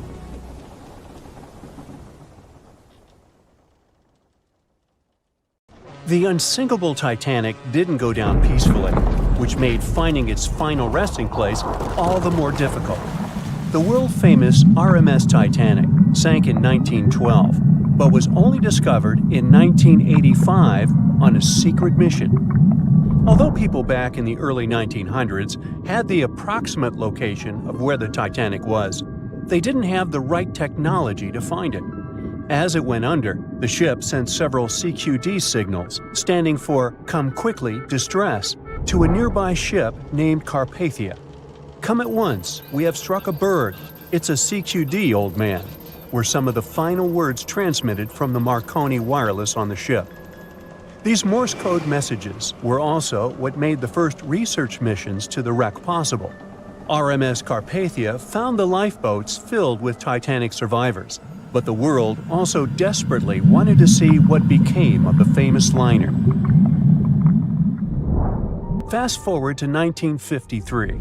That's when the first serious attempt to find the Titanic wreck happened. A man named Risdon Beasley tried using a loud eruptive device to locate the ship. It sounds weird, but there's science to back it up. When dynamite goes off, the waves from the detonation hit the bottom of the ocean floor. With the help of sonars, scientists would be able to locate if there was anything solid at the bottom of the ocean. But Beasley had no luck. Another 20 years would pass before oceanographer Robert Ballard would make his attempt to locate the Titanic. Ballard had a bit more luck than Beasley. Over the previous years, underwater technology had gotten more funding and so worked much better. He tried it the first time in 1977. Ballard partnered with the Woods Hole Oceanographic Institution on a mission to map the ocean floor. While the Institute hired him to test out their new mapping technology, Ballard's intention was to go a little further and find the Titanic wreck. In the middle of this new technological ship, there was a hole that allowed for a long pipe to be extended into the water just above the ocean floor. Attached to the end of this pipe, Ballard installed a pod with sonars and cameras. They thought they were in for something big, and so they took the ship to sea to run some tests. That's when, on a trial run, adversity struck. The drill pipe broke, sending all of their expensive material to the bottom of the ocean floor, just like the Titanic. When Ballard failed, another important character came into this story, a man named Jack Grimm, an eccentric oil tycoon. Grimm had become famous for trying to find things such as Noah's Ark, the Loch Ness Monster, and Bigfoot. He also tried to prove the hollow Earth theory, that says that the interior of Earth is entirely hollow and hosts underground cities and nations. His search consisted of trying to find a large hole on the North Pole, and thus venturing inside the hollow Earth. After his attempts failed, he set his eyes on the jewel liner that had sunk, the RMS Titanic. Grimm had the money, but he didn't have the know-how. So, as a billionaire, he made a big donation to Columbia University and asked in return to use some of their equipment. He hired a team of highly qualified scientists to help operate the machinery. Here's where it gets a little strange. Jack Grimm was a believer in folklore and non-conventional ways of doing things. So he brought a monkey on board and surprised the research team. This monkey, called Titan, was believed to point to a map and locate lost things. In this case, the Titanic. The scientists went crazy when the monkey appeared and told Grimm it was either them or the monkey. This expedition left Florida without Titan. Yes, there would be no monkey business. They set the course to the exact location of Titanic's last distress signal.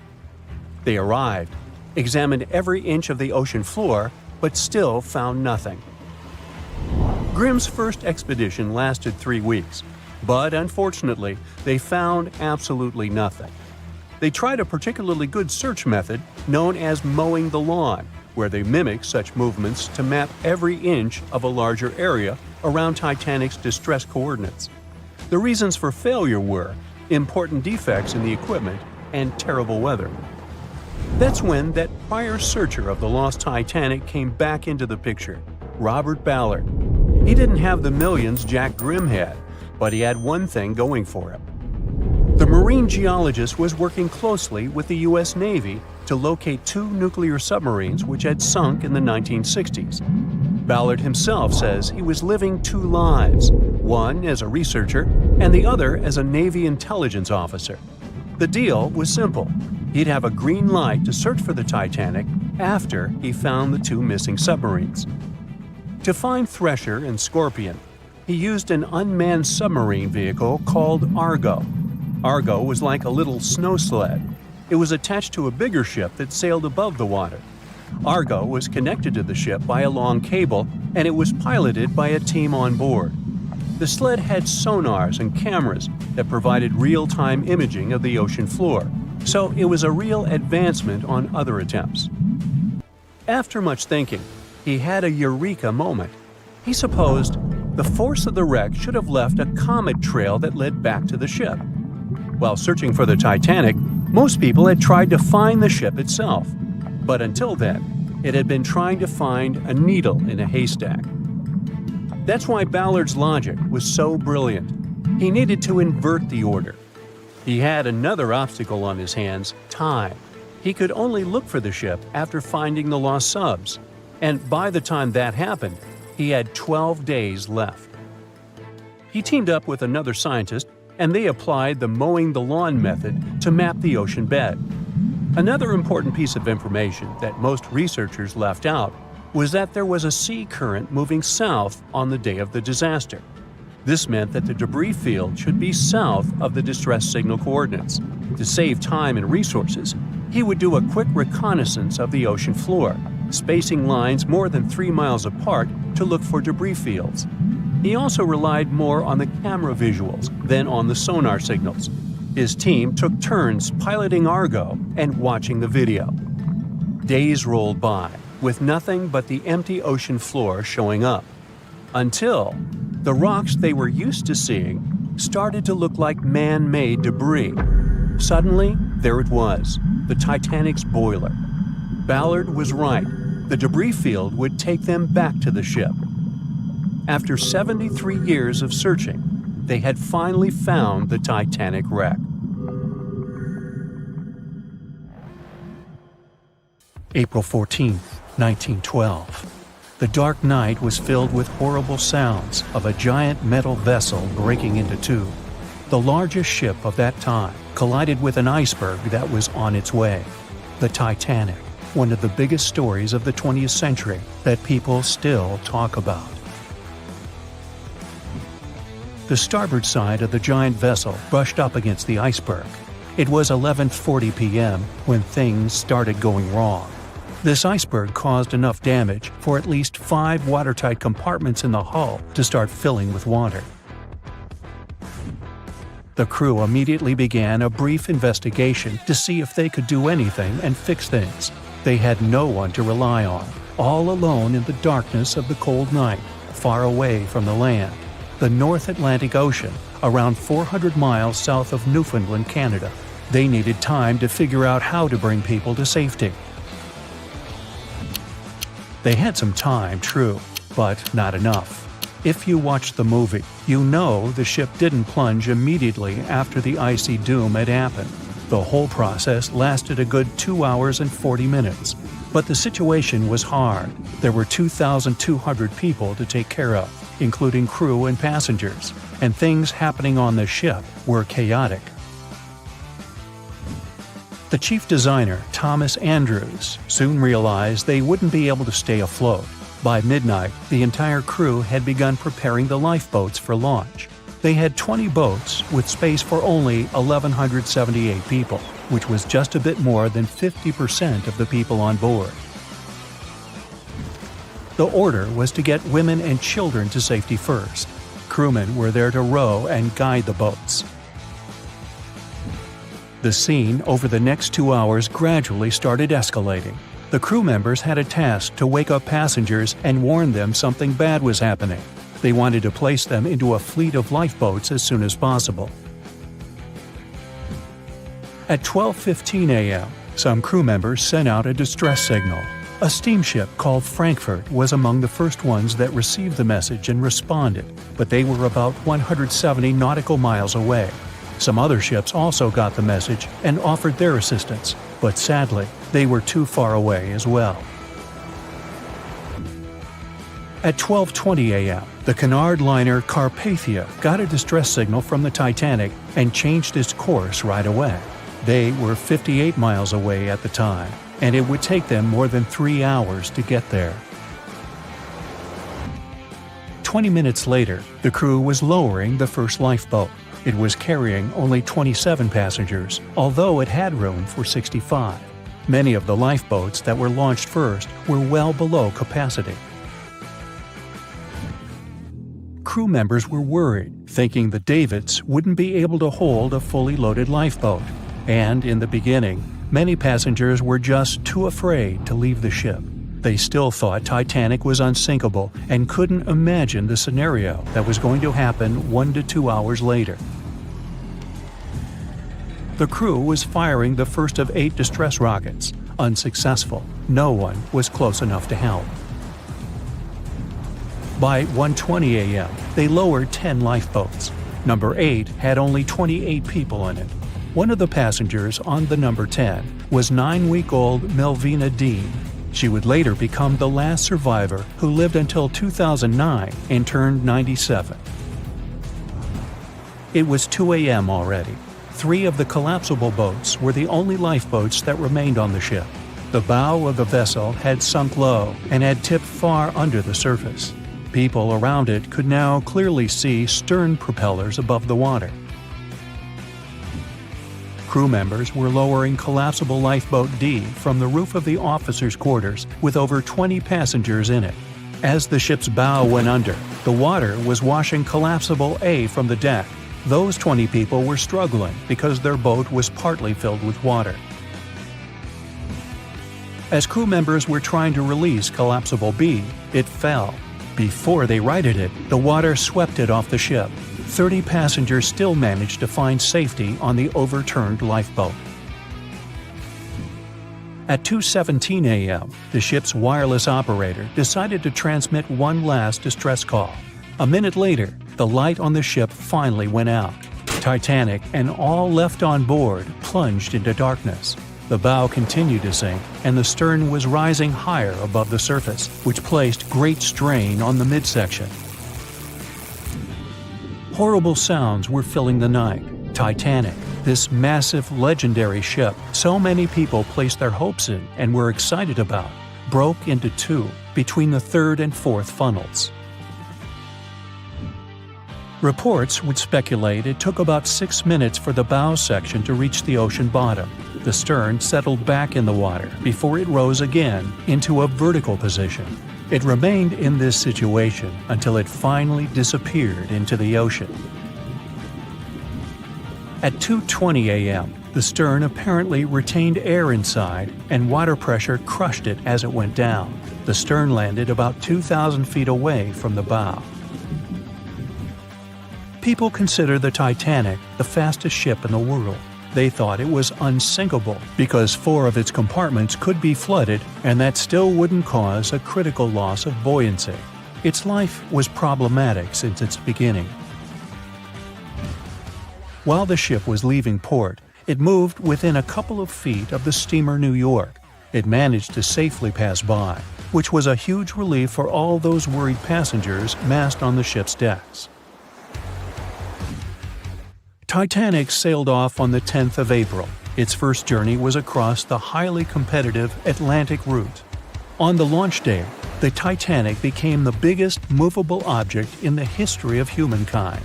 882 feet long, 92 feet wide.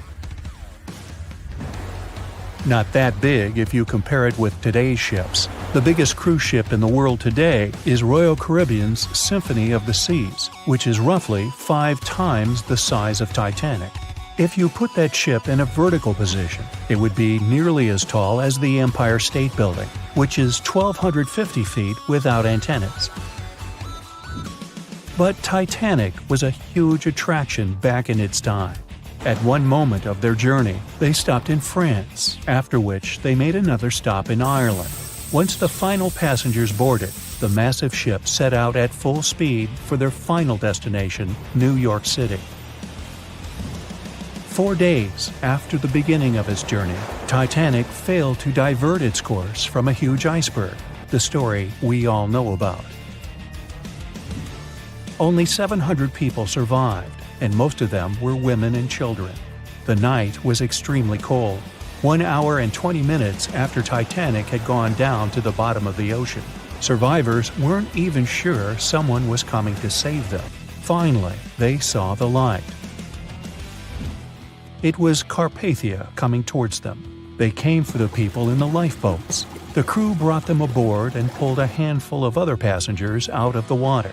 Many ships tried to contact Titanic a few hours after it sank. Their messages were never returned. Later, when there was an investigation of what really happened, they discovered the Leyland liner California had been less than 20 miles away when Titanic was sinking. But the crew didn't hear the distress signals coming from Titanic because their radio operator was off duty. Countries from both sides of the Atlantic were shocked and horrified when they heard details of what happened to Titanic. They decided to make changes to ship operations, rules that would help avoid such events in the future. They held the first International Convention for Safety of Life at Sea, where they adopted rules for every ship to have lifeboat space for each passenger on board. Also, lifeboat drills became mandatory. They also decided to establish an international ice patrol. Its main role was to monitor icebergs in the North Atlantic shipping lanes. Ships also needed to maintain a 24-hour radio watch. Titanic wasn't built alone. Because of the size of this magnificent ship and all the new equipment it required, it would have been too expensive as a one-off. So the team built the Titanic alongside two sister ships, and both of them had eventful lifetimes. RMS Olympic came first. It was launched in 1910, and for a whole year was the biggest liner in the world. The Britannic was another sister ship that sailed for a while before it too ended down on the ocean bottom. But only Titanic became a legend and one of the most fascinating stories of modern history. The night was dark and scary. A few hundred people were sitting in lifeboats, not knowing what would happen next or what their lives would look like from that moment on. All they knew was the giant ship they had been sailing on just a couple of hours earlier disappeared in front of their eyes. They were alone, waiting for help. Is anyone even coming? They had no idea if the rest of the ships that were traveling relatively close to them had heard their call for help. There was nothing else to do but wait. The Titanic, an iceberg, and one night, April 14th, 1912. It's one of the most famous stories from modern history that everyone talks about, even now, more than 100 years later. The 16 lifeboats on board could only accommodate a little more than 50%, 1,178 people, of the total number of passengers that were on board.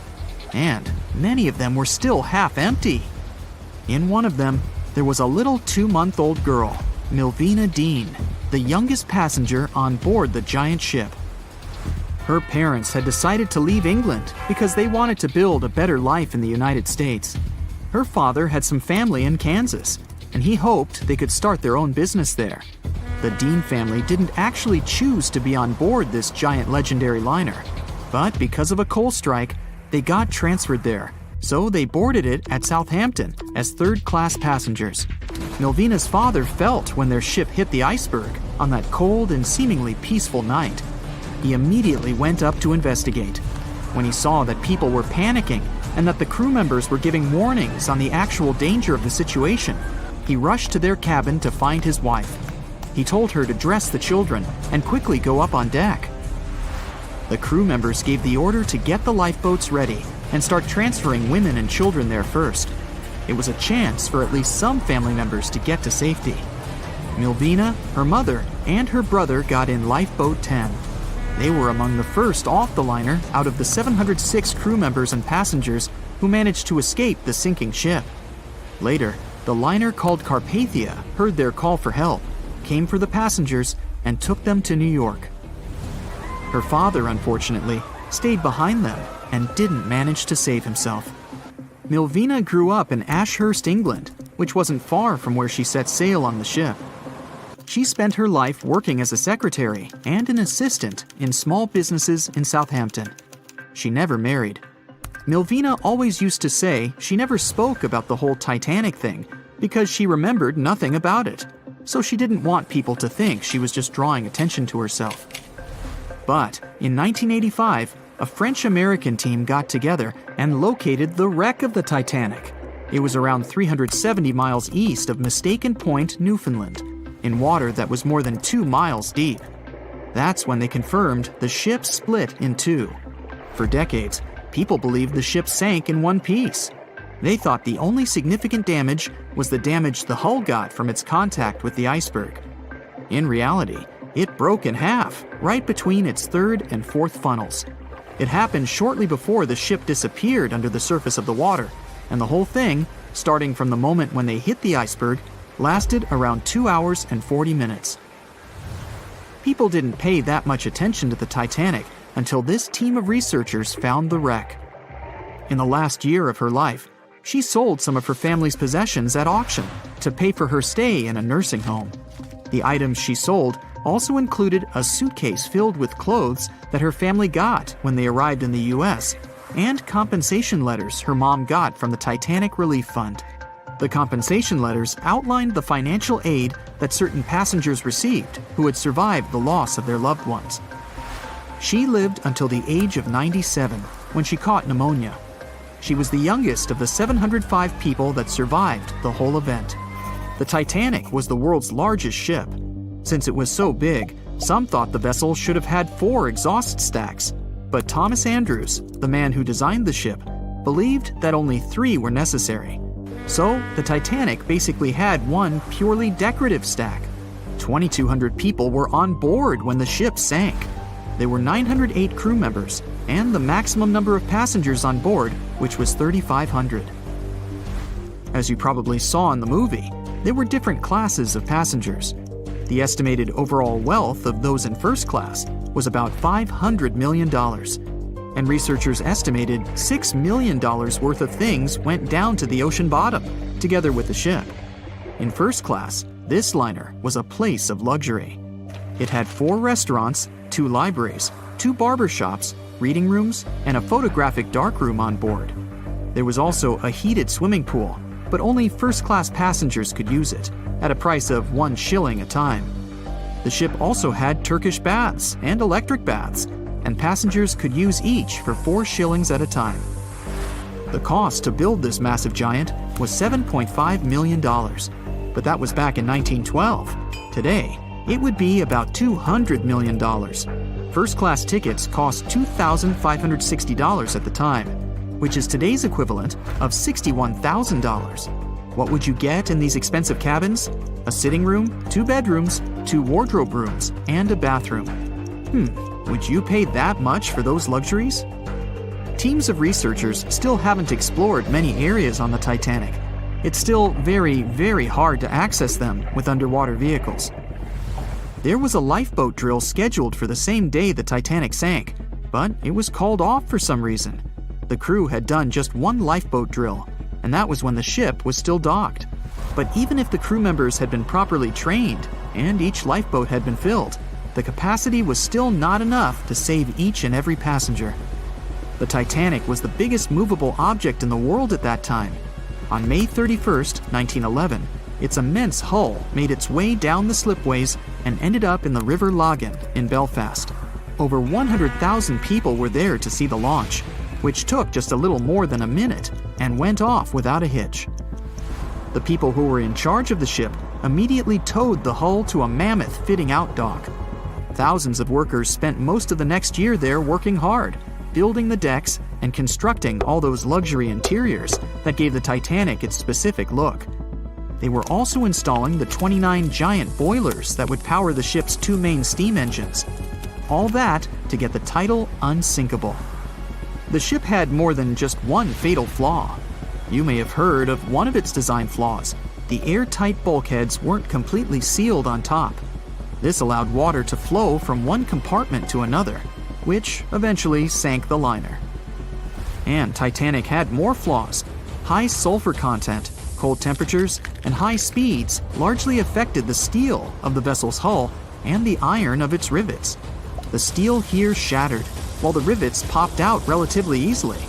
This was the reason the Titanic sunk 24 times faster than we'd expect. There are many theories about what really led to the sinking of such a giant. And one says a full moon from a couple of months before could be one of the reasons. It may have created very strong tides that sent a flotilla of icebergs southward. This was right in time for the Titanic's maiden voyage. Research says an optical illusion prevented the ship from getting help.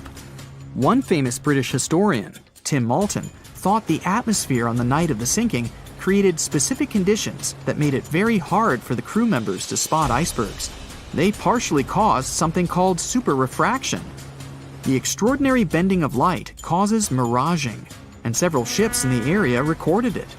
Not only did this prevent the crew from seeing the troublesome iceberg in time, but it also stopped one of the ships that could have offered help from identifying the call for help and communicating with the Titanic crew.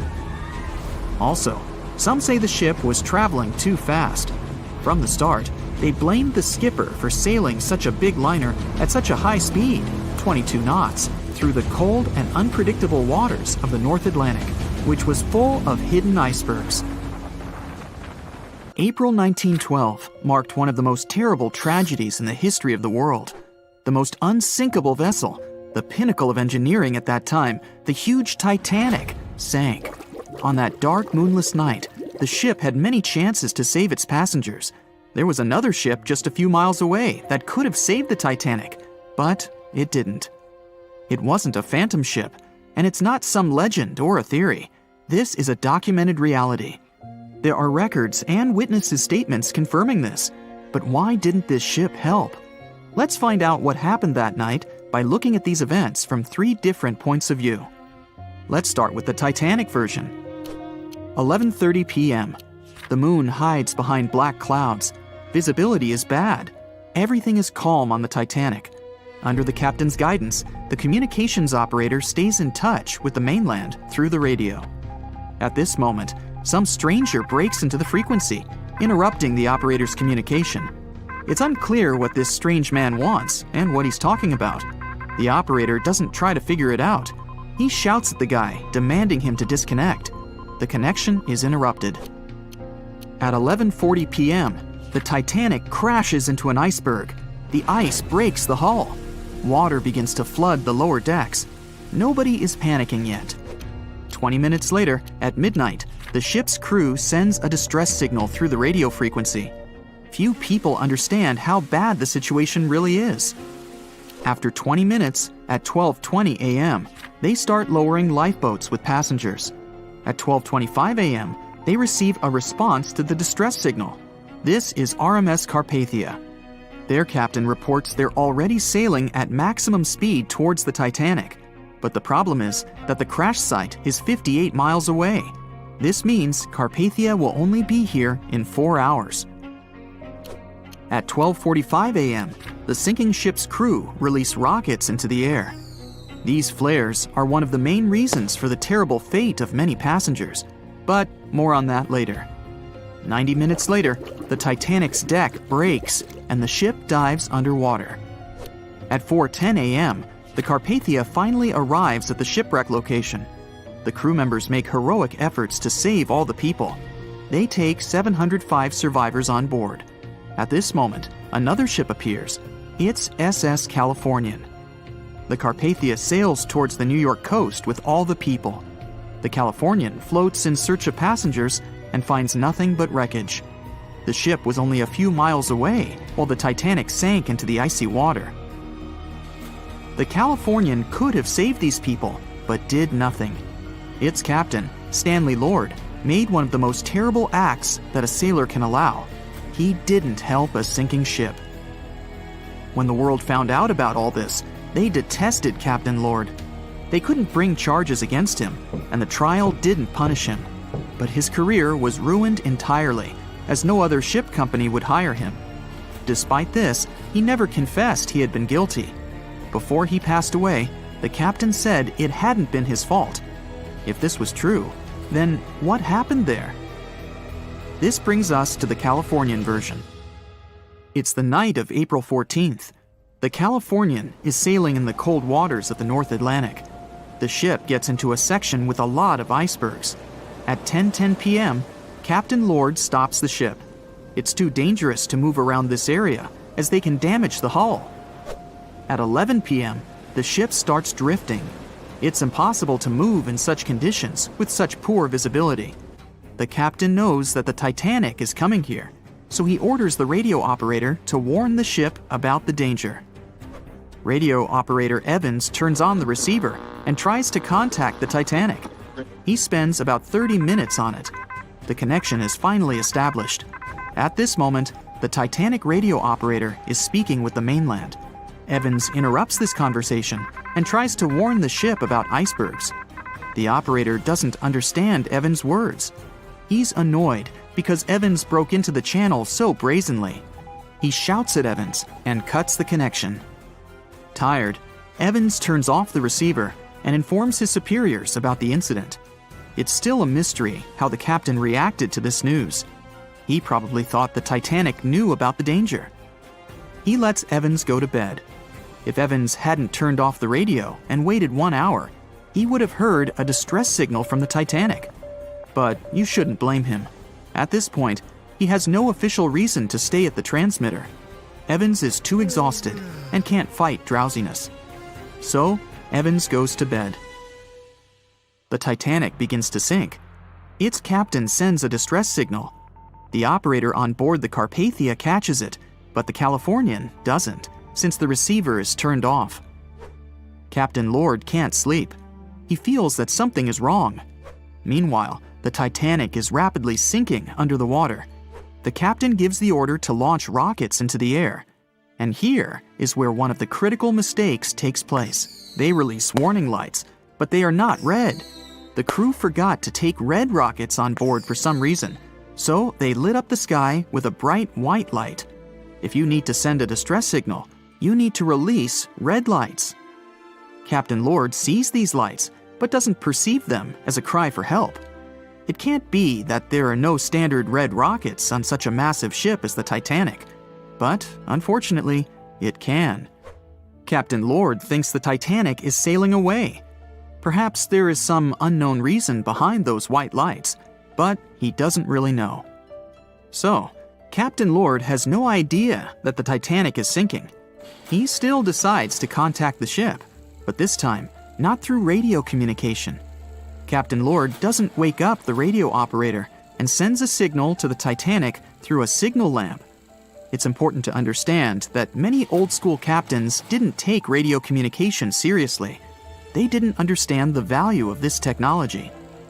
That's why Captain Lord doesn't wake up Evans. He sends light signals, but the Titanic doesn't respond. Many survivors later mentioned seeing the flashing lights of the Californian, but there was nothing they could have done. The ship's crew doesn't hear their cries for help. At 2:20 a.m., the Titanic completely goes underwater. A little more than 2 hours later, radio operator Evans wakes up and turns the transmitter on. He hears many rescuers talking about the sunken ship. Evans understands everything. He reports this to the captain. At that moment, the Californian immediately heads to the wreck site. They meet Carpathia there. With the survivors on board, it sails towards New York. The Californian stays sailing and looking for people. They find nothing but wreckage. The Californian returns to the mainland. The news about the ship that could have saved the Titanic is spreading all over the country. The trial begins. Captain Stanley Lord and the crew tell their version. They say their ship had been standing still. Many people don't believe them, and some of the surviving passengers claim to have seen the Californian sailing by. Still, the judge declares them innocent. 1962. Captain Stanley Lord is a very old man. He calls a notary to confess something. The captain makes his last remark about this case. He swears he's not guilty. But if it wasn't the Californian sailing past the Titanic at that moment, then what? The Samson theory could answer that question for us. The sealing ship Samson is sailing in the cold waters of the North Atlantic. The crew aren't sleeping. They carefully study the surroundings, but not because they're afraid of icebergs. They're scared of meeting with the U.S. Coast Guard. The Samson ship's crew catch seals, which is illegal. At 12:45 a.m., Samson's captain sees white signal rockets. The team is sure it's the Coast Guard. They turn off the lights and sail away. It's dark, so they don't notice the sinking Titanic. They return to the coast of Iceland and hear about the disaster. They realize they have abandoned the drowning passengers. The nephew of one of Samson's crew members reads about this story in his uncle's diary. The nephew asks for permission to publish these recordings. All the people realize that Captain Lord wasn't guilty, but unfortunately, he didn't live to see this moment. Actually, it's still unknown who is guilty in this story. 2 ships were nearby the Titanic. Their captains were adequate people. They would have helped save all the passengers. Their fault was that they couldn't understand what the Titanic wanted on that dark night. Someone forgot to put red flares in the box. This small but fatal detail was one of the leading causes of the tragedy. Can you guess how many theories of the Titanic's sinking exist? Right, loads, including a theory of my own, which I'm going to share with you today. And then you can decide which one seems most likely to you. One Piece theory. The very first version of the events was the One Piece theory. It's very simple and basically claims that the sinking happened without any breakups. 2:15 a.m., the ship collides with an iceberg. 2:18 a.m., the lights go out. The ship reaches an angle of 45 degrees and then quickly begins its final plunge into the ocean depths. 2:20 a.m., only about 3 minutes later, the RMS Titanic disappears under the surface of the ocean for good. The liner doesn't break, it just goes down as a whole piece. Of course, this can't be true. In April 1912, the Titanic was not only the largest ship in the world, but also the largest ship ever built. It's hard to believe that such a heavy vessel could have gone down without breaking. That's just impossible. Well, I mean, you can't blame the theorists. Before we found the wreckage, there were no other theories. Wait a minute, or were there? The day after the disaster, the survivors gave their interviews. They talked about what had happened, and some of them claimed that the ship had actually broken in two when it had been flooded. For example, Jack Thayer, a 17-year-old boy, outlined the sinking as he remembered it, and L.D. Skidmon drew a sketch based on his description. The picture clearly showed the ship breaking in half. But no one believed Jack or other witnesses. There was no evidence, so their claims were received with a grain of salt. But in 1985, things changed. First, breakup theory. That's when Robert Ballard found the wreckage of the Titanic in the depths of the ocean. When people saw the wreckage, it became clear that Jack and the other survivors had been right. The Titanic did indeed break in two when it sank. So it's time for a new theory. 2:15 a.m. The keel breaks, the starboard list eases, and the hull continues to bow and crumble. 2:17 a.m. The galley sections break off. The towers immediately drop under their own weight. The lights go out. The stern is pulled into the air. The bow breaks off and starts sinking. The aft is barely hanging on to the starboard side of the stern section superstructure. The stern section slowly lists over to port as it begins sinking again. It rises up one last time and pivots in a semicircle as it sinks. It all sounds pretty convincing, right? But people began to find plot holes in this theory. For example, the Titanic couldn't have held together until it reached such a high angle. The breakup would have had to begin much earlier.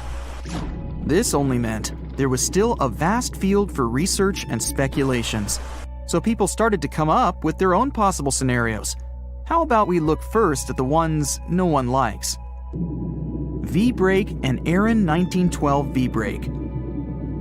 According to the first breakup theory, the Titanic reached a high angle, and the weight of its unsupported stern caused it to crack from the top down.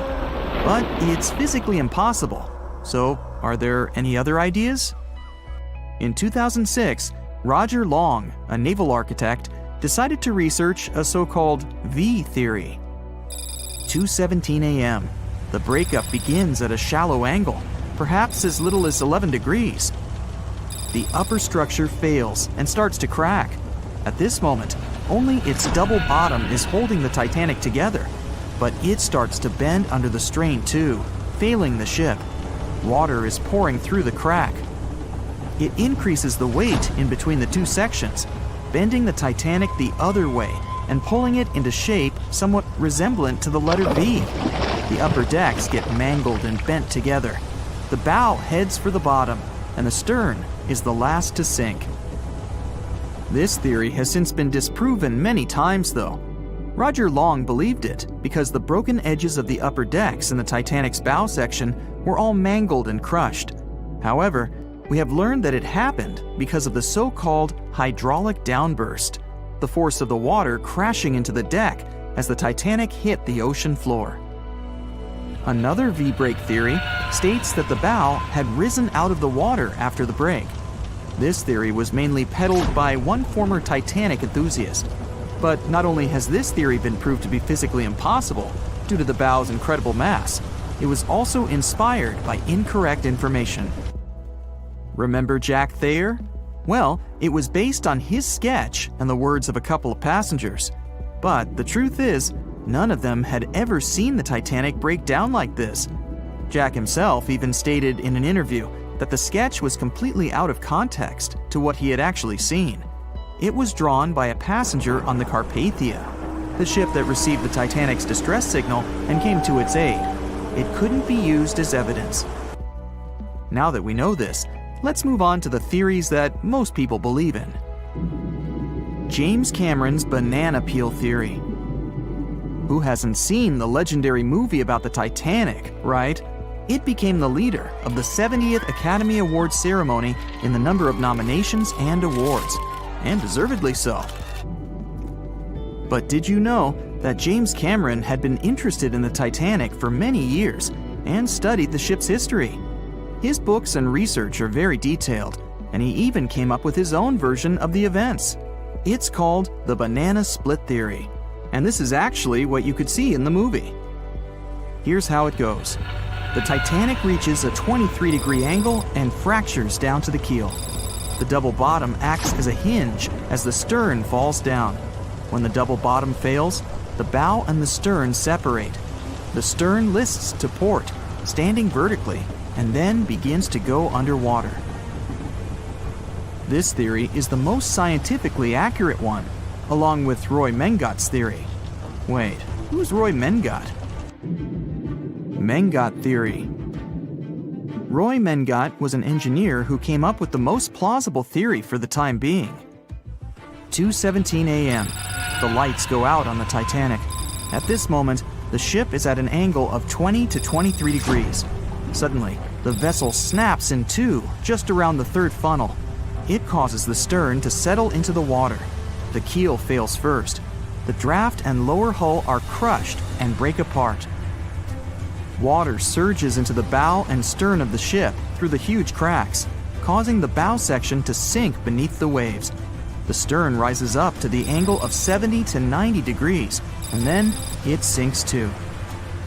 This theory seems to make the most sense, but it's quite controversial.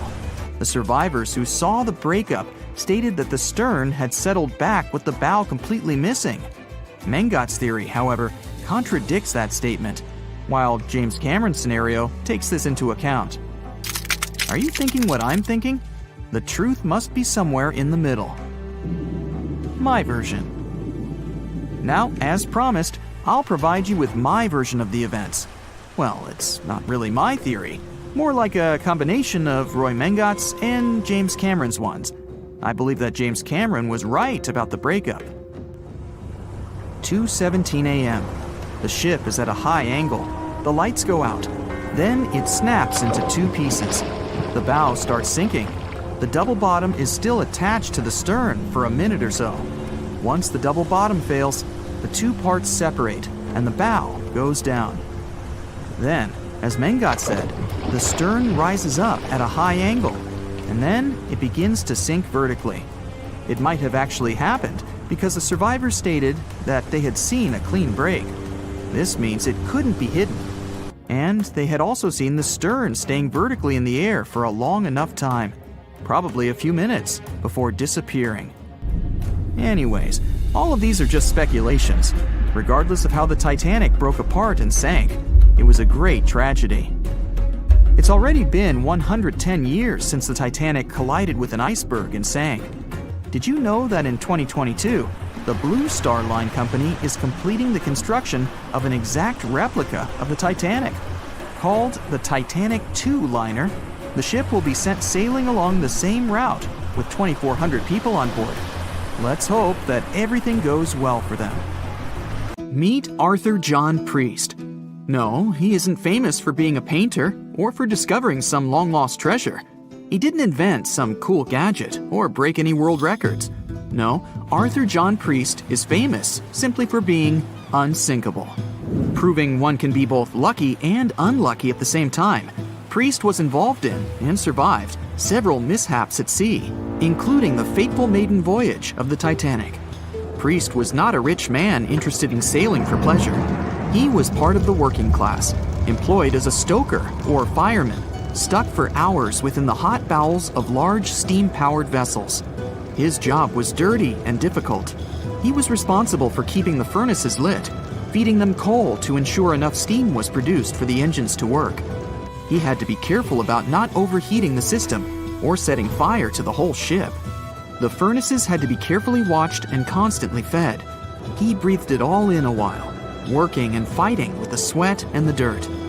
He would often work shirtless because of the heat and was always covered in black coal dust.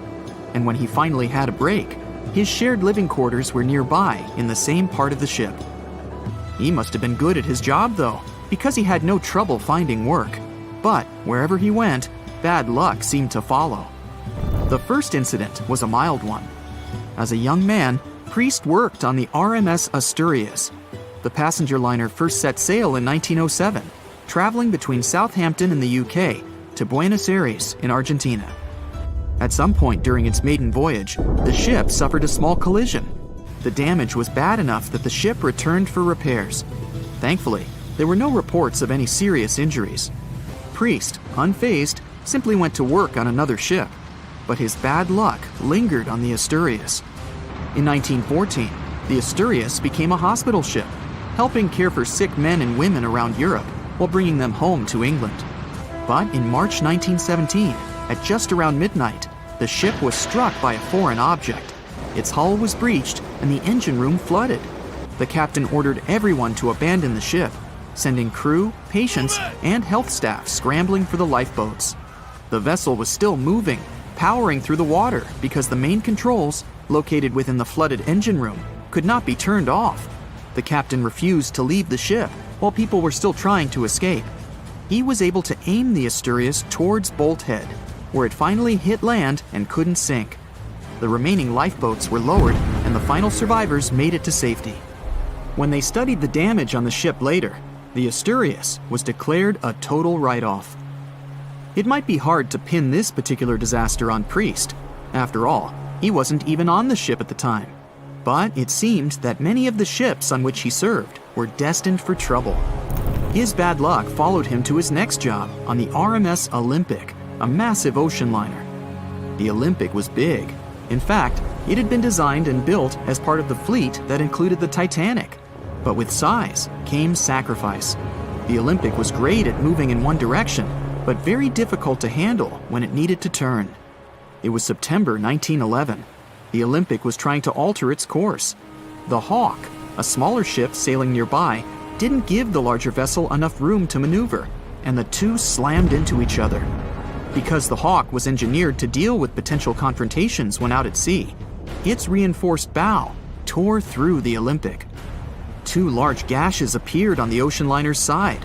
The propeller shaft was badly twisted, and worse, the ship began to take on water.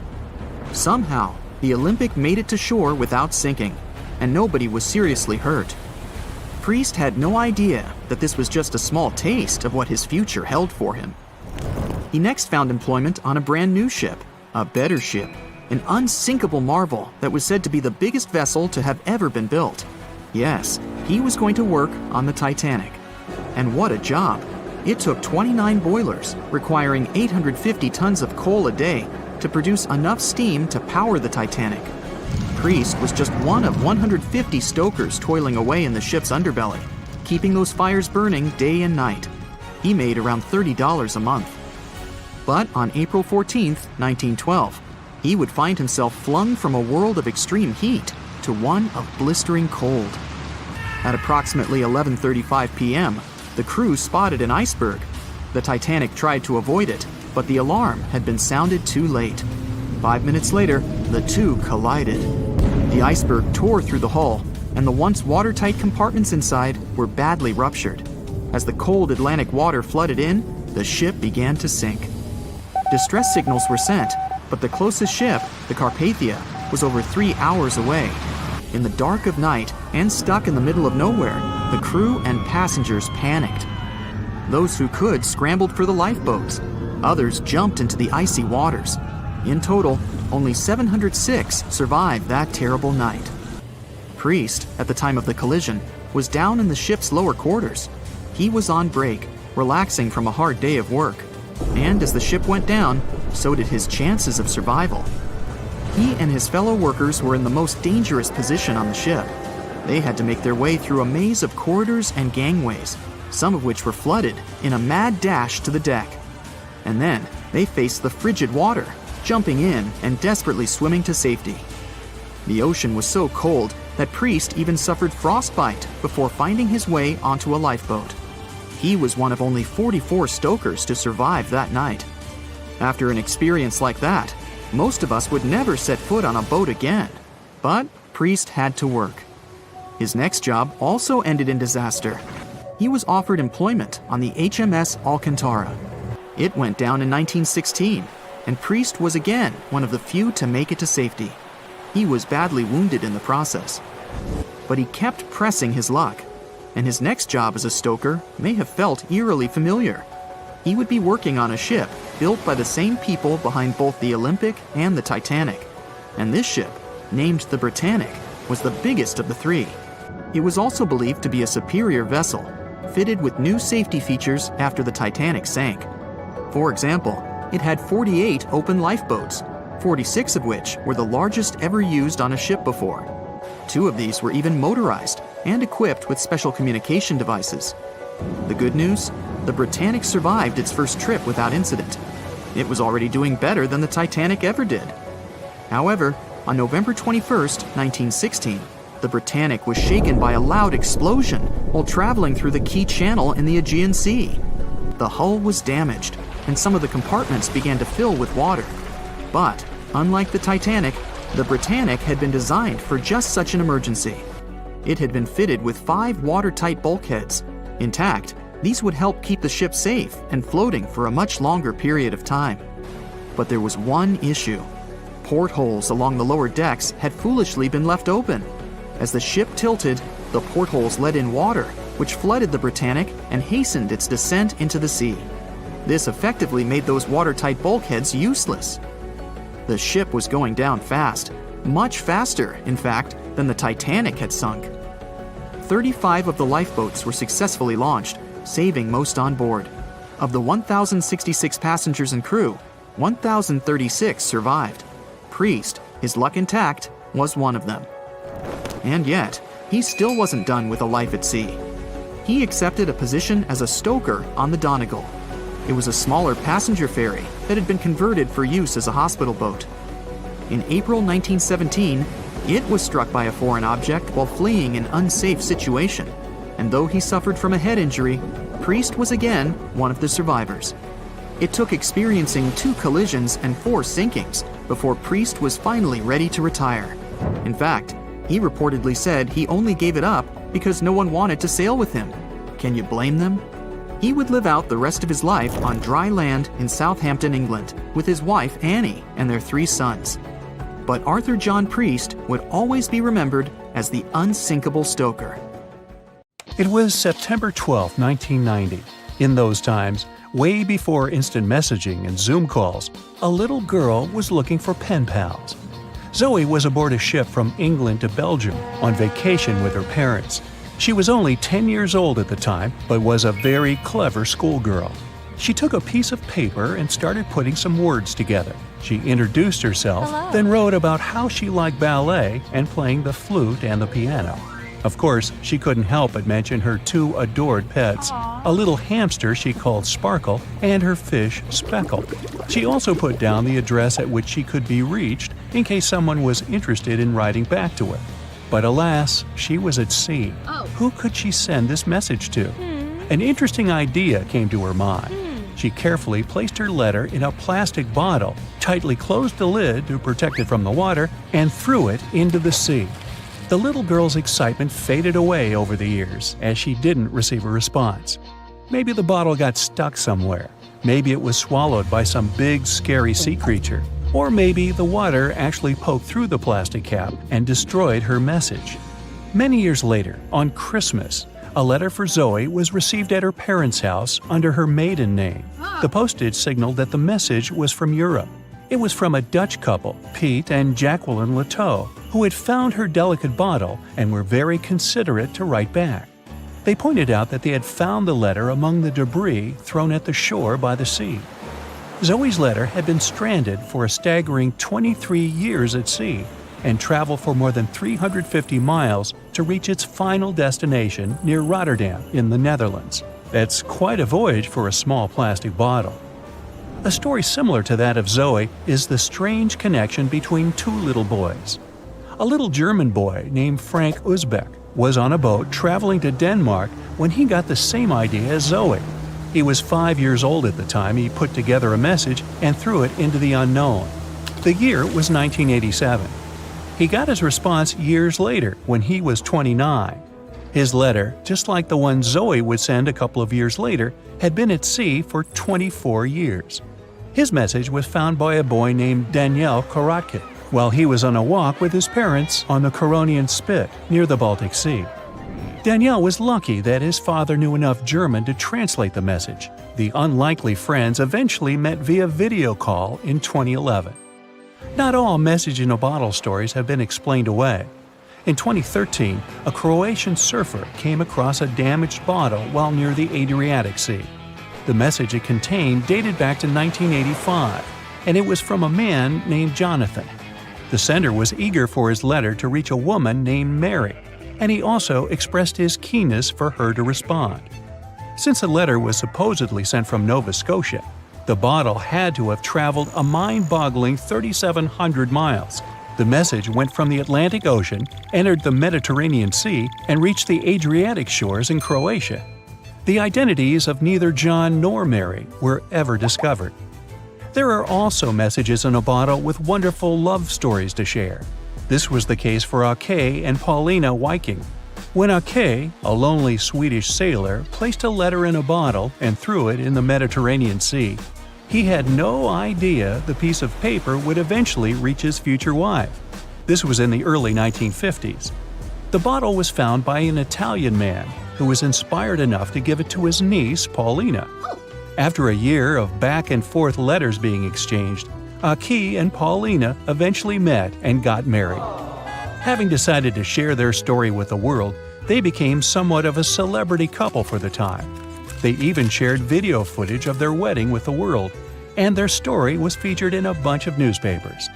This fortunate event started a movement between young people looking for love, increasing the number of messages being thrown out at sea in search of a fairy tale ending.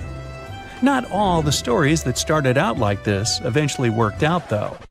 In 1945, an American named Frank Hayostek placed a similar message to that of Ake's in a bottle and threw it in the waters. Almost a year later, his letter was found by an Irish woman. Her name was Brenda O'Sullivan. Their years of correspondence soon caught the attention of the media at the time, but their friendship never flourished because of the added pressure. They eventually met in person when Frank traveled to Ireland, but he didn't stay for long, and they eventually got out of touch with each other. After Titanic met its strange ending, many bottles containing secret messages started to surface. Almost all of them proved to be counterfeited, apart from one letter. Years after Titanic had sunk in the icy Atlantic waters, a bottle was found on the Irish shores. It was supposedly from a man named Jeremiah Burke, and to this day, it is considered to be the only genuine message in a bottle originating from Titanic. The piece of paper simply stated the sender's name and the location, the Titanic, accompanied by the word goodbye. Since the date has washed away, it's difficult to estimate whether the note was sent before or after the ship had hit the iceberg. The common understanding is, however, that since Jeremiah was looking to relocate to the U.S., he was merely sending his last symbolic regards to his family and friends back in Ireland. This simple way of meeting and sometimes corresponding with people has turned into a hobby for a man from a Canadian province named Prince Edward Island, located east of the U.S. state of Maine. This man, Harold Hackett, claims to have sent over 4,000 bottles into the Atlantic Ocean since 1996. He also claims to have received many responses from all over the world, including letters from people in Europe, like France and Germany, but also from the Bahamas or even Africa. This unlikely pastime earns him about 150 Christmas cards from his pen pals each year. To this day, he refuses to add his phone number to any of his letters. This way, he ensures that if people ever want to contact him, the only means of doing so is via a written letter. He's also studied the best times to send the messages in the water based on the direction of the winds and the currents. Now, some bottles spend a whole lifetime at sea after being cast away by their sender. It was the case for a British man that wrote a message and placed it into a bottle before throwing it in the English Channel in 1914. His name was Thomas Hughes, and he wanted to direct the message to his wife, but was polite enough to write a letter to whoever got their hands on the bottle first, asking them to redirect the piece of paper accordingly. The bottle didn't reach his wife, since it was found 85 years later on the Essex coast. The man that stumbled upon the bottle was kind enough to reach out to the family and place the message in possession of Thomas's daughter. And 85 years isn't the longest time for a small bottle to be cruising the waves. A scientist named Hunter Brown was studying currents in the North Sea when this idea came to his mind. He placed the same message in almost 2,000 bottles and requested the unlikely recipient that they write back with the location of their discovery. He thought this method would help him better understand the layout of the North Sea currents. A bottle was found about 11 miles from its original departing location after 97 years. To this day, more than 300 of the original bottles relating to Hunter Brown's project eventually made it to the shore. Not all of the messages that were found in bottles got replied to via physical letters. Oliver van de Walle threw a bottle containing a letter on the English coast while he was on vacation with his family. He was 14 at the time. 33 years later, a woman reached out on Facebook claiming she had gotten his message and tracked him down through his social media profile.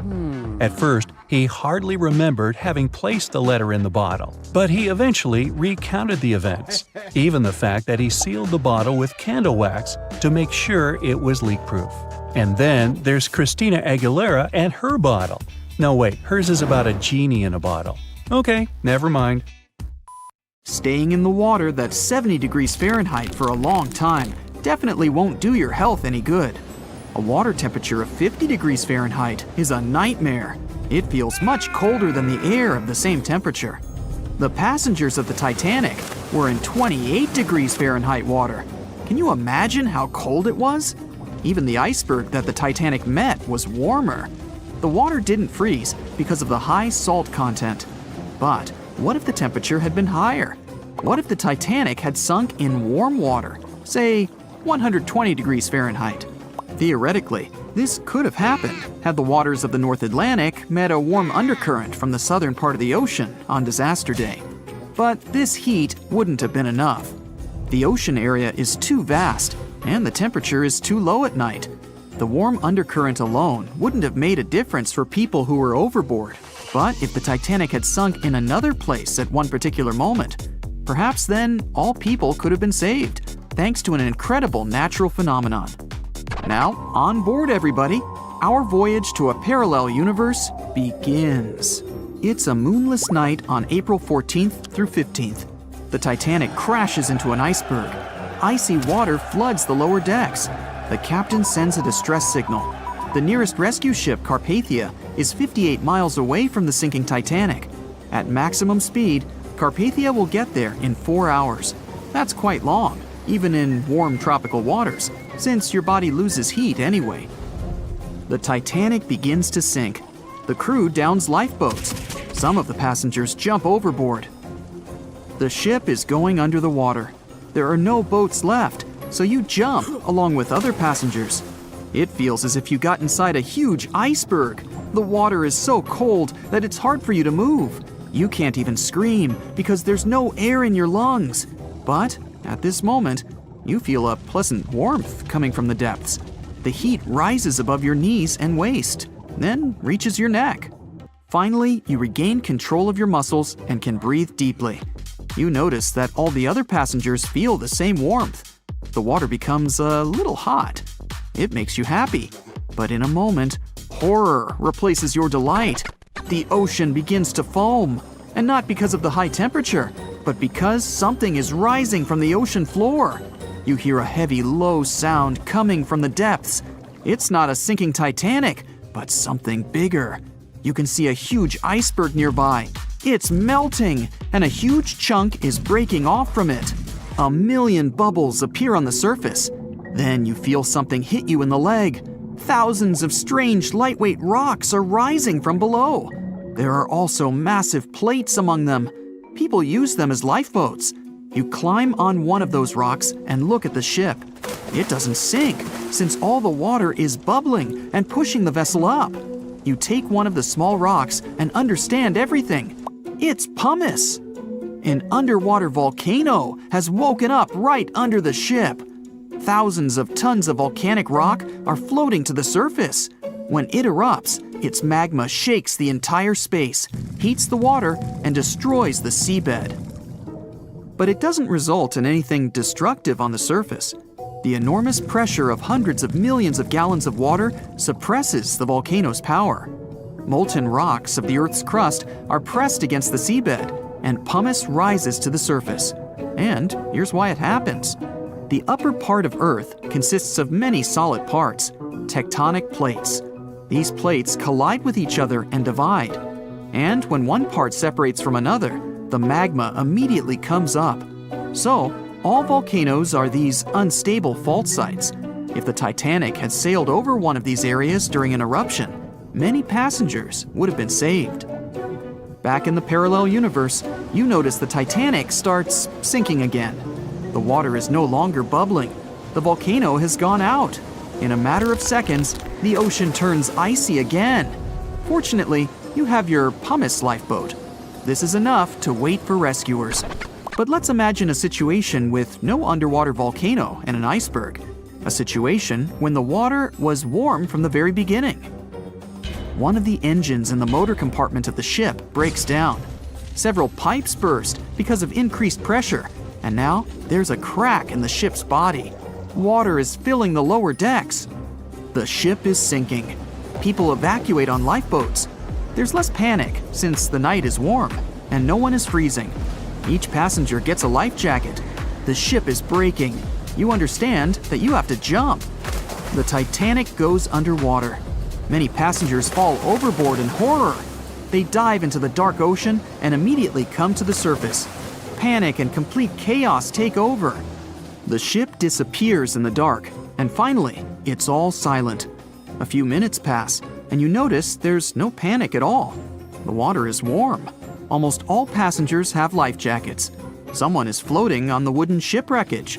After a couple of hours, the water no longer seems so comfortable. The ocean takes away your body heat.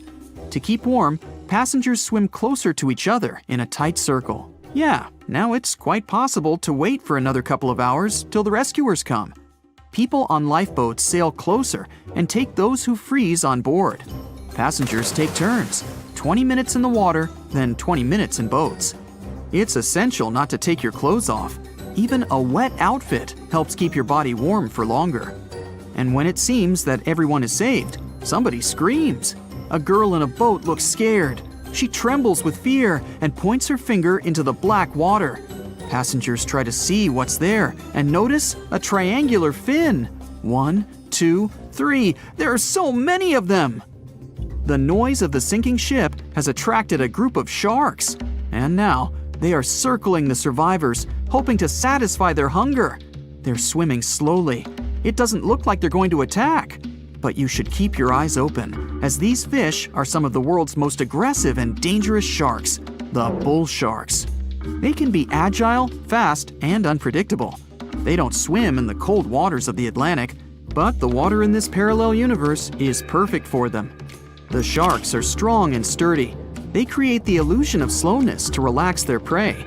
They're called bull sharks because of their short, blunt muzzle, like that of a bull, and they like to hit a target or other sharks with their forehead. Several fish are ramming boats. Someone falls into the water. Fortunately, people help them back on board. The sharks aren't going to retreat. Chaos and panic ensue. People are screaming and splashing the water with paddles to scare away the fish, but it doesn't help. One of the sharks opens its toothy mouth and clings to a boat. At this moment, you notice more fins nearby. A pack of great white sharks arrives at the party. They are some of the most dangerous animals on the planet. They're big, fast, and strong, and their 300 triangular teeth lined in several rows are sharp as blades. Great white sharks swim around the boats and scare away the bull sharks. You fall off the boat and see a big fin approaching you. Fear awakens the survival instinct in you. You're trying your best to swim away from the shark as far as possible.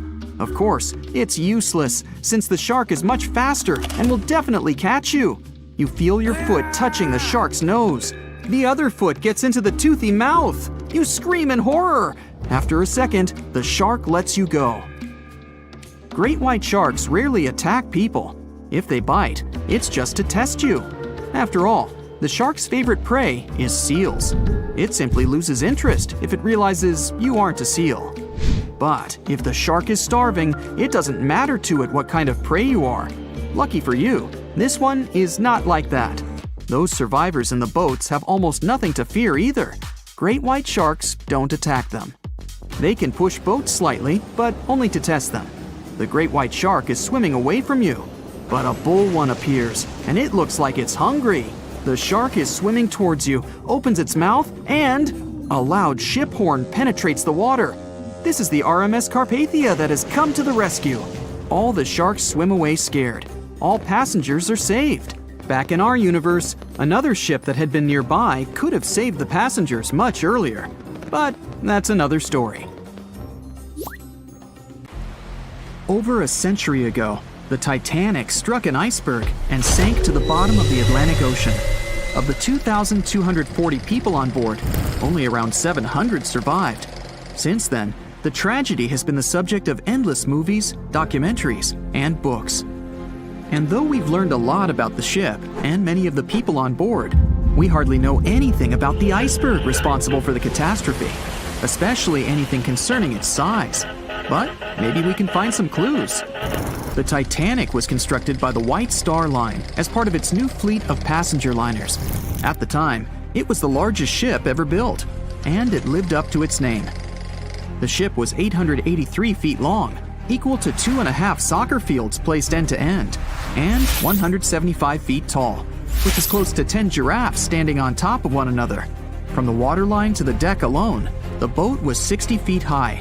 That's close to the height of a 4-story building. The Titanic was big enough to have veranda cafes, a restaurant, a reading and writing room, a Turkish bath, a gym, and squash courts. There was even space for a swimming pool. The liner could carry a total of 3,300 people, including 2,435 passengers and 900 crew members. Although luxury was important, safety was paramount. The Titanic had been designed to have 16 watertight compartments below its deck. If the ship's hull was somehow compromised in an accident, up to 4 of these compartments could take on the water, while the remaining 12 would keep the ship afloat. Philip Franklin, vice president of the White Star Line, said this was what made the ship truly remarkable. It's believed that the man said, "There is no danger the Titanic will sink. The boat is unsinkable, and nothing but inconvenience will be suffered by the passengers." He was so very wrong. The ship left England for its first and last voyage on April 10, 1912. And all it took was a single iceberg to bring that mighty vessel down. Icebergs are fascinating. They are formed during a process called calving, when large chunks of freshwater ice break free from glaciers and float away into open water. They eventually melt away and disappear. In the northern hemisphere, the majority of these icebergs come from Greenland. In the south, they come from Antarctica. What you see on top of the water is only a small portion of an iceberg. This is just the tip. Most of it, up to 90%, is hidden under the water. Only when you examine pictures of the entire thing can you truly appreciate how massive icebergs are. It's the part of the iceberg you can't see that is often the most dangerous. Beneath the waves, it can have jagged edges in random places. A ship can easily get too close without realizing it, resulting in serious damage to the bottom of the boat. And it's not just big icebergs you have to watch out for. Smaller ones, which are more difficult to spot, can prove to be just as dangerous. A growler, for example, is under 7 feet long, with just a bit more than 3 feet showing above the water. And a slightly larger bergy bit is less than 15 feet in size. The dangers of icebergs were well known when the Titanic set sail. In 1901, The Islander was traveling through the inside passage to Alaska. It collided with an iceberg and sank immediately. Luckily, 138 of the 178 people on board made it to safety. Back then, there wasn't any special equipment for detecting icebergs. The best tool was your eyes. From a special vantage point above the ship called the crow's nest, 2 members of the crew had to stare out over the ocean and watch for potential hazards. The crow's nest was located at the front of the ship, 49 feet above the deck. It was attached to the mast. From this height, a person had a good view of the ocean. If they saw anything suspicious, they could ring a large bell to sound the alarm. After that, they could call from a special telephone to warn the captain of any danger. But imagine what a horrible job this would have been, especially on the night the Titanic sank. The crow's nest wasn't a warm and cozy room surrounded by windows. Instead, it was a large open tub exposed to the elements. On April 14, 1912, the air temperature was around 39 degrees Fahrenheit, which is close to freezing. With the ship moving at about 23 knots, more than 26 miles per hour, the sailors must have felt that frigid cold air pressing against any exposed skin. The only good thing about the job was that the shift only lasted 2 hours. Frederick Fleet was the sailor who actually spotted the iceberg that sank the Titanic. He was up in the crow's nest, working with Reginald Lee at the time. Fleet kept track of the left side of the ship, while Lee scanned the right. It was 10 p.m. when the 2 men started their shift. They had already been warned about the possibility of ice. But when you're cold and it's dark, it might feel like an impossible task. Even worse, the 2 men didn't even have binoculars to make the job any easier. Fleet would later insist that having binoculars would have prevented the tragedy. With about 20 minutes remaining on the job, the sailors noticed the iceberg. Fleet rang the bell, once, twice, and again. He then called up to the bridge to inform the crew. At first, the call seemed to come in the nick of time. The ship's engines reversed, and the massive ocean liner managed to turn. It wasn't enough to miss the iceberg, though. Ice showered down onto the ship's deck. The iceberg tore through the hull, and water flooded in. 2 hours and 40 minutes later, the Titanic was gone. And here we have clue number 1.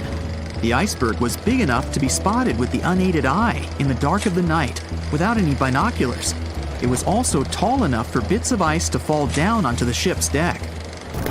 Since this all took place long before social media and smartphones, nobody on board would have been taking photos or videos at the time. So, of course, we don't have any footage of the actual iceberg. But there are photos of the possible iceberg from later that day.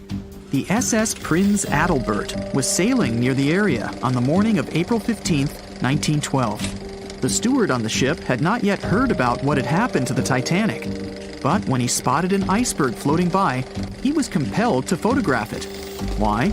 There was a line of red paint along the bottom of the iceberg, indicating that it had likely collided with a ship sometime within the previous 12 hours. A second photo was taken from a ship called the Minia, which was sent into the area to look for debris from the collision. Captain de Carteret said that among the wreckage, he had seen only one iceberg. He also noticed a streak of red paint on it. From the photos and witness accounts, newspaper reports estimated the iceberg to be 50 to 100 feet high and 200 to 400 feet long. That's clue number 2. The iceberg that hit the Titanic probably started its ocean journey from Greenland's coast, heading past the Baffin Bay to the Davis Strait. From here, it must have slipped through the Labrador Sea and finally reached the Atlantic. And that, in itself, is pretty impressive. The glaciers in Greenland create between 15,000 to 30,000 icebergs each year. Some small, some big. Of these, a mere 1% will actually make it to the Atlantic. The others simply melt along the way.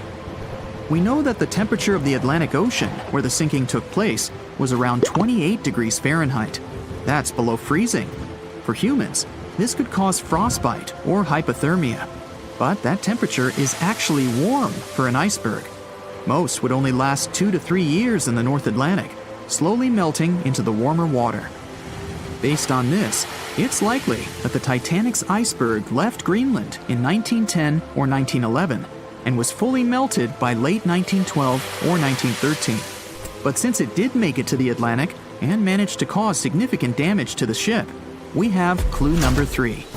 We will never know for certain the size of the iceberg from that day, but we do know that it definitely wasn't a growler or a bergy bit. Both those types of icebergs are much too small. And if the ice was indeed scattered across the deck during the collision, the iceberg must have been a little taller than 60 feet. The newspaper estimates are probably as close as we're going to get. The iceberg that took down the Titanic was indeed a formidable one, and icebergs are still a threat. As recently as 2007, the cruise ship Explorer struck one and sank in Antarctica's Weddell Sea. Luckily, everybody survived. The International Ice Patrol was created in 1914 following the Titanic's sinking. The organization is still in operation today, made up of representatives from several countries. Using airplanes and radar, the patrol locates and tracks larger icebergs, making the information available to anyone who needs it and preventing more ocean tragedies in the process. We've all heard of the famous story of the sinking of the Titanic. But if you really think about it, it's not just one story, but so many stories all at once. It is a story of strength and courage, as with the likes of Margaret Brown stepping in to help passengers in need. It is a story of luck and guile, like with Arthur John Priest, a man who not only survived the Titanic, but also 3 other tragedies at sea.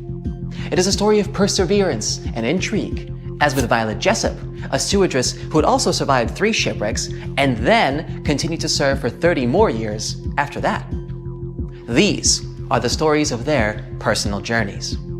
When the RMS Titanic set sail from England on April 10, 1912, it was the largest ship ever built at its time. It was 883 feet long and 175 feet tall, and it took 3,000 workers 26 months to build it. Considered to be the pinnacle of nautical engineering, this ship was touted by its makers to be unsinkable. Of course, 4 days after its maiden voyage at sea, that claim would be proven false. On April 14th, the Titanic hit the iceberg. The collision ruptured the hull, and the 16 supposedly watertight compartments designed to keep the ship afloat quickly flooded with water. It took the liner 2 hours and 40 minutes to sink. And of the 2,240 passengers and crew on board, only 706 survived. One of those survivors was Margaret Brown. She was a philanthropist and actress who had traveled to Europe to visit her daughter in Paris. However, when Brown got word that a grandchild had fallen ill back in America, she bought a ticket for the next available ocean liner that would take her home, which just so happened to be the Titanic. As a wealthy woman, whose husband had become rich after finding gold in one of the mines that he owned, Brown was able to get first-class accommodations on the vessel. For over 4 days, she enjoyed many of the luxuries that came with her ticket. There were the expected services, like a large dining room with a live orchestra. But the vessel also was equipped with a gym, squash courts, and a swimming pool. And she'd spend her time in the first-class lounge that had been designed in the architectural style of the Palace of Versailles. When the Titanic started to sink, Brown could have jumped into the first available lifeboat and made her way to safety. But she did not. Instead, she joined the relief efforts and helped others get out, putting her own life at risk. In fact, by some accounts, a crew member had to physically pick her up and drop her into a lifeboat, number 6, in order to get her off the ship. With all the confusion and fear around, Brown went on to take control of the lifeboat. She even got the women on board to help paddle, knowing that it would help them keep warm in the cold night's air. There were also reports that she had an argument with the crewman who was in charge of that particular boat. When she suggested that they paddle toward the ship to help save others, Quartermaster Robert Hitchens refused, claiming that when the massive Titanic would finally go under, their tiny lifeboat would be pulled down with it if they were too close. An hour and 20 minutes after the Titanic sank, the survivors were finally rescued by the RMS Carpathia. Even then, Brown was still hard at work, now ensuring that passengers from the second and third classes were provided with basic necessities such as food and blankets. Initially dubbed the heroine of the Titanic, she would later be nicknamed the unsinkable Molly Brown. A bit of an odd nickname, considering that she was never called Molly in her normal life. However, her story was so compelling that it was eventually turned into a musical in 1960 and into a movie in 1964. And her character would continue to pop up in several other films about the tragedy. There was also another person on board who was also later declared unsinkable, though his series of events that led to him earning this title are far more tragic. His real name was Arthur John Priest. He worked as a stoker and fireman. This meant that he spent most of his time below deck, helping shovel coal into the furnaces that created the steam needed to keep the ship moving. It was a dirty, sweaty job, but it was also a big responsibility, as stokers had to ensure the furnaces did not overheat or set fire to the whole ship. Priest was one of the 163 stokers hired to work on the Titanic for its first big trip. He helped shovel the 600 tons of coal the engines needed each day. When the ship hit the iceberg, Priest was relaxing in the bunker he shared with his co-workers, not far from his workstation. Escape was difficult, and his chances of survival were low. He had to move fast, running through corridors and along gangplanks, as he made a desperate dash onto the deck. And once there, he had only one option left: to jump into the frigid Atlantic Ocean. Imagine the shock of being enveloped by 27-degree water, surrounded by panicked screams in the darkness of the night. Despite all this, Priest swam, and remarkably, with frostbite setting in, he found safety on a lifeboat. He was one of only 44 stokers to survive. As if that wasn't enough, Priest would go on to survive 3 other sinking ship disasters, including the HMS Alcantara in 1916, the Titanic's sister ship the Britannic, also in 1916, and then the Donegal in 1917. It was for this miraculous record that he was later known as the unsinkable stoker. After the Donegal, Priest finally retired from working on ships, although he claimed he only did so because nobody would agree to sail with him. Now, people who had been in a shipwreck often remain afraid of water for the rest of their lives. But let me tell you a story of a woman who survived not 1, not 2, but 3 ship disasters and then continued to work on cruise liners as a stewardess. Meet Violet Jessup, Miss Unsinkable. Her childhood can be described in one word: short. Violet had to grow up very quickly to take care of her siblings. She was the oldest of 9 children. Life became even more difficult when she became very ill. The doctors were sure that she wouldn't survive, but she did. Shortly after recovering, she moved to England with her mother, took care of her sisters, and attended a convent school. Her mother worked as a stewardess at sea, and when she fell sick, young Violet followed in her footsteps. But because of her youth and beauty, no one wanted to hire her, thinking that she would distract passengers and crew. But Violet didn't give up, and instead came to one of the interviews in her worst clothes and with unkempt hair. She wanted to show that she was ready for hard work on the ship. She was hired on the spot. The first 2 years passed uneventfully, but then a series of incredible fortunes began, or misfortunes depending on how you look at it. In 1910, Miss Jessup got a job on the most luxurious liner of its time, the Royal Mail ship Olympic. This ship sailed across the Atlantic from England to America. The engineers didn't focus on the speed of this vessel, but on its comfort. While working on that ship, Jessup was paid just £2 a month, the same as £200 today. Hard work on the ship's deck from morning to night didn't frighten Jessup. She loved the job. She liked to talk to the people and enjoyed the beautiful views of the Atlantic. So, on September 20th, 1911, Jessup was working on the deck as usual. The sea was calm and the weather was excellent. The ship was sailing through the Solent Strait, which separates the Isle of Wight from the British mainland. At this moment, the British military cruiser Hawke appeared ahead. It should have simply passed by the Olympic, but something went wrong. For whatever reason, the ships started going straight at each other. The Olympic's captain tried to maneuver to avoid a collision, but failed. The Hawk's bow was designed specifically to ram other ships, so when it rammed the Olympic, it made an impact. The liner shuddered, and the people screamed in fear and panic. The ship had a huge hole in the starboard. Jessup fell from the force of the blow. It seemed that one of the biggest liners of its time was going to sink. But luckily, both ships stayed afloat, and nobody got hurt. You would think that an accident like this would frighten Jessup, but nope. She didn't give it a second thought, and it continued to work as a stewardess. In April of 1912, she decided to take a job on the best, most unsinkable ship of the time, where she was supposed to serve VIPs. Initially, she didn't want to work on this ship, only agreeing to it after much persuasion from her friends. And that's how Violet Jessup boarded the Titanic on April 10, 1912. 4 days later, when the infamous iceberg collided with the ship, Jessup was resting in her cabin. She was almost asleep when she felt the jolt. Immediately, she was called to the upper deck. Surprisingly, when the Titanic first hit the iceberg, almost nobody panicked. No one could believe that the unsinkable ship could actually sink. As the ship's hold was being filled with water, everybody was just calmly carrying on about their business on the upper decks.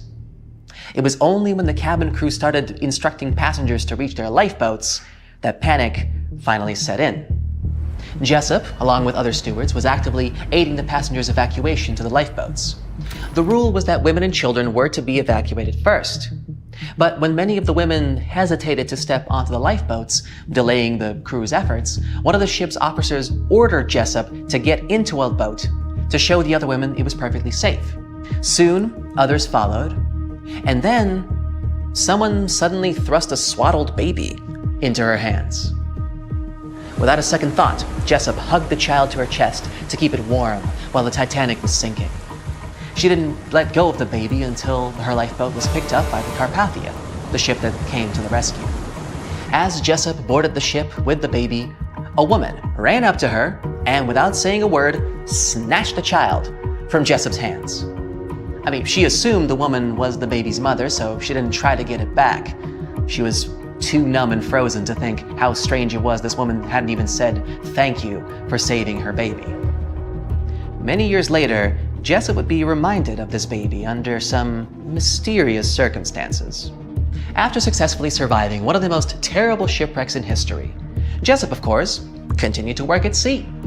In 1916, she took a job as a nurse on the hospital ship Britannic, which you might remember is a sister ship to both the Olympic and the Titanic. Except this one sailed in the Aegean Sea.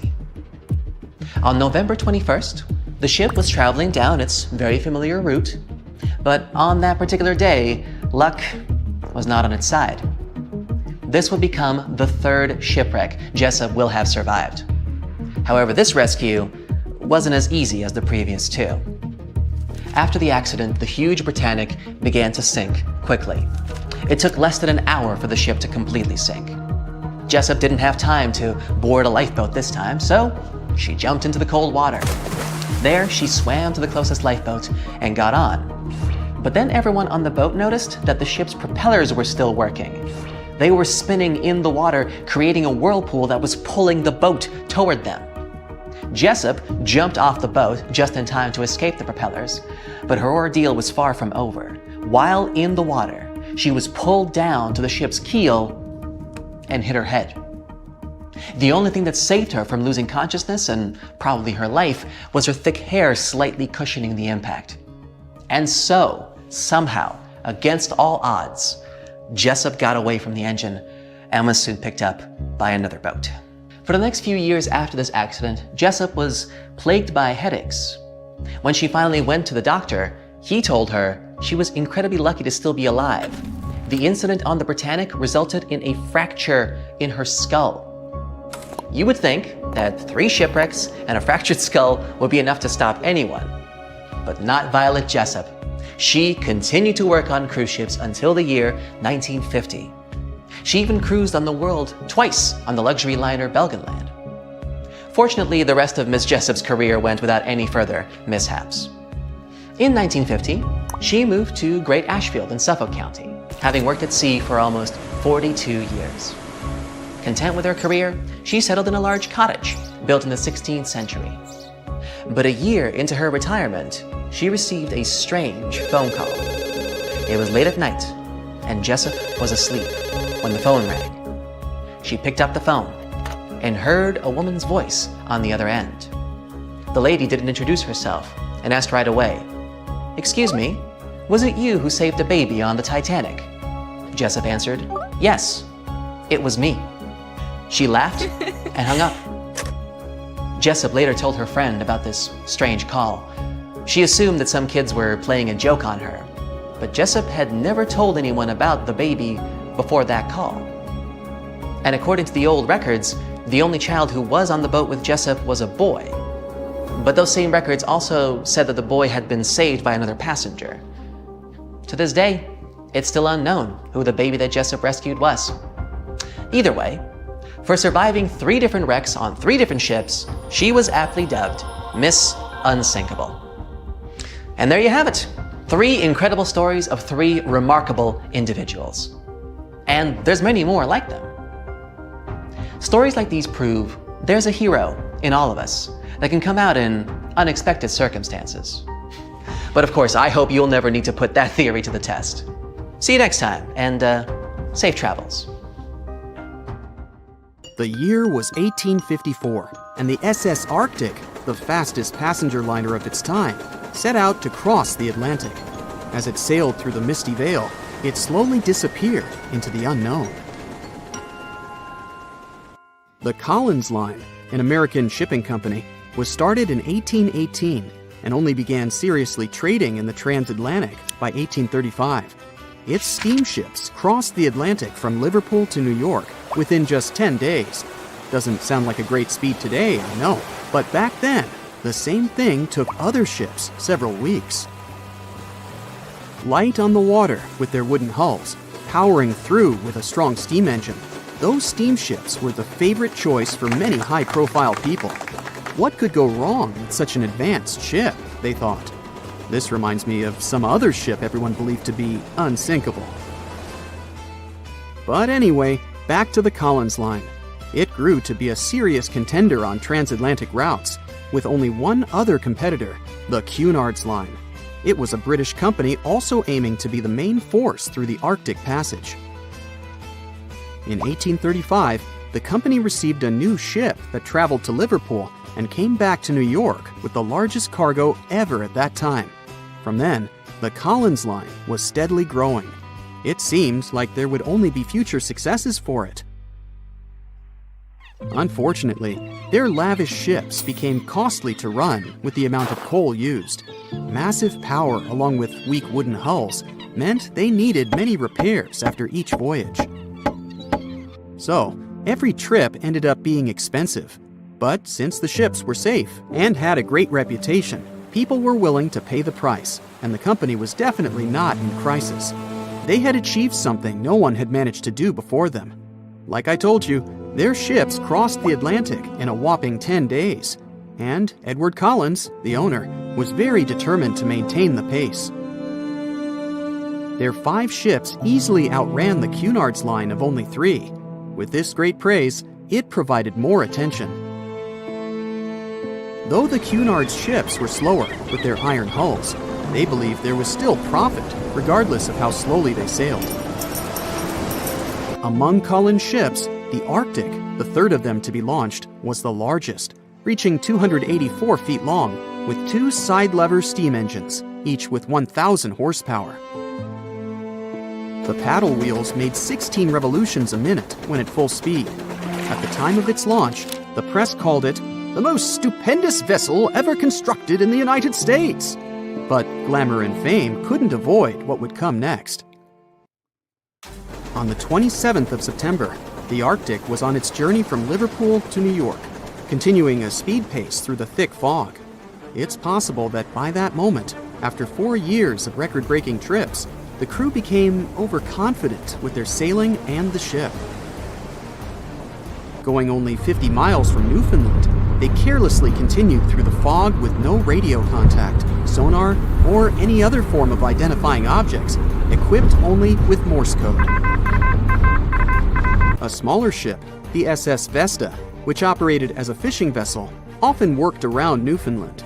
It was passing through the same path as the Arctic and crashed into its side. Shocked by the collision, the captain of the Arctic offered help to the much smaller Vesta, but it was soon clear that the damage that seemed minor on the Arctic was far worse. Beneath the waterline, a hole was letting water into the hull. The cost of the much faster wooden hull now seemed less valuable. They steered toward land, trying to plug the holes, but they weren't doing so well, and the seawater continued to pour in, filling up higher and pushing the ship down. And finally, once the engine room was full, it put out the boilers, taking away the massive power the Arctic was once legendary for. They moved slowly until coming to a complete stop. The ship continued to sink, and the order was to abandon it. At the time, maritime law allowed for the Arctic to carry only 6 lifeboats, only capable of saving 180 people. The crew and some of the passengers managed to push their way aboard and took most of the seats on those boats. Things were pretty wild, and everyone forgot about their manners, not letting the ladies and the youngest ones board first. It took 4 hours for the Arctic to sink. 150 crew and 250 passengers were on board. Those that weren't able to find a lifeboat made a desperate attempt to build their own rafts from parts of the ship. 2 days later, only 3 boats made it safely to the shore. The other 3 were never found. Believe it or not, the rescue party also saved some people that had been clinging to the wreckage for 2 days. Unlike the crew, the captain went down with the Arctic, but amazingly survived. He would be only one of 85 people that made it, out of the 400 on board. When the news arrived 2 weeks later, the public responded with great sadness to the losses. Great anger soon followed towards the poor safety measures in the crew. The press published demands to change the laws for more lifeboats. It only made sense to have enough for every person on board a ship. But they ignored those requests. This neglect would lead to more disasters in the future. Enough lifeboats would only come into maritime law some 60 years later, after the disaster of the Titanic. Edward Cullen's wife and 2 children were also aboard the ship and didn't return. He was heartbroken, but didn't stop running his business. The Collins line still had a reputation to uphold, the biggest, fastest, and most luxurious on the Atlantic. Edward Collins would now build an even better ship than any other. It was named the Adriatic, and it was the largest ship in the world, 354 feet long. With 2 alternating steam engines that had never been built of this size. These steam engines at the time were at the height of engineering, though today you can only see them in models and toys. With the new addition of 2 masts, the Adriatic would also be able to sail if needed. Luckily, they made some lessons from the disaster of the Arctic. But before their new ship, the Adriatic, was built, another disaster had occurred. The sister ship of the Arctic had also sunk. They believe this second ship was desperate to stay in front of the Cunard's line and hit an iceberg somewhere during the race. This weird contest took the lives of 141 people. The desperation of Collins and his weakly built hulls pushed the company towards bankruptcy in 1858. The newly built Adriatic, costing over $1 million, had only made 1 voyage in the end. And even that voyage was considered a disaster. The ship collided with a tugboat. It still managed to finish its maiden voyage at a suitable time. After the company had gone bankrupt, they had to sell the ship for only $50,000. They removed the great giant engines, replacing them with only sails. Although it was once the greatest ship on the high seas, it was only 30 years later until it was abandoned, labeled irreparable, and anchored in a river. The other remaining ships were also sold and only used for parts. Edward Collins left the industry altogether, seeking work on dry land instead. As the Collins line was no longer in the mix, the Cunards would grow in strength. Without competition, they would win the Blue Riband for the next 30 years and 180 years later, after producing hundreds of ships. They still have a constant presence on the seas as they provide transatlantic crossings, world voyages, and leisure cruises. To this day, the Cunard Line is the only one to run ships between Europe and America, and it's great proof that it's not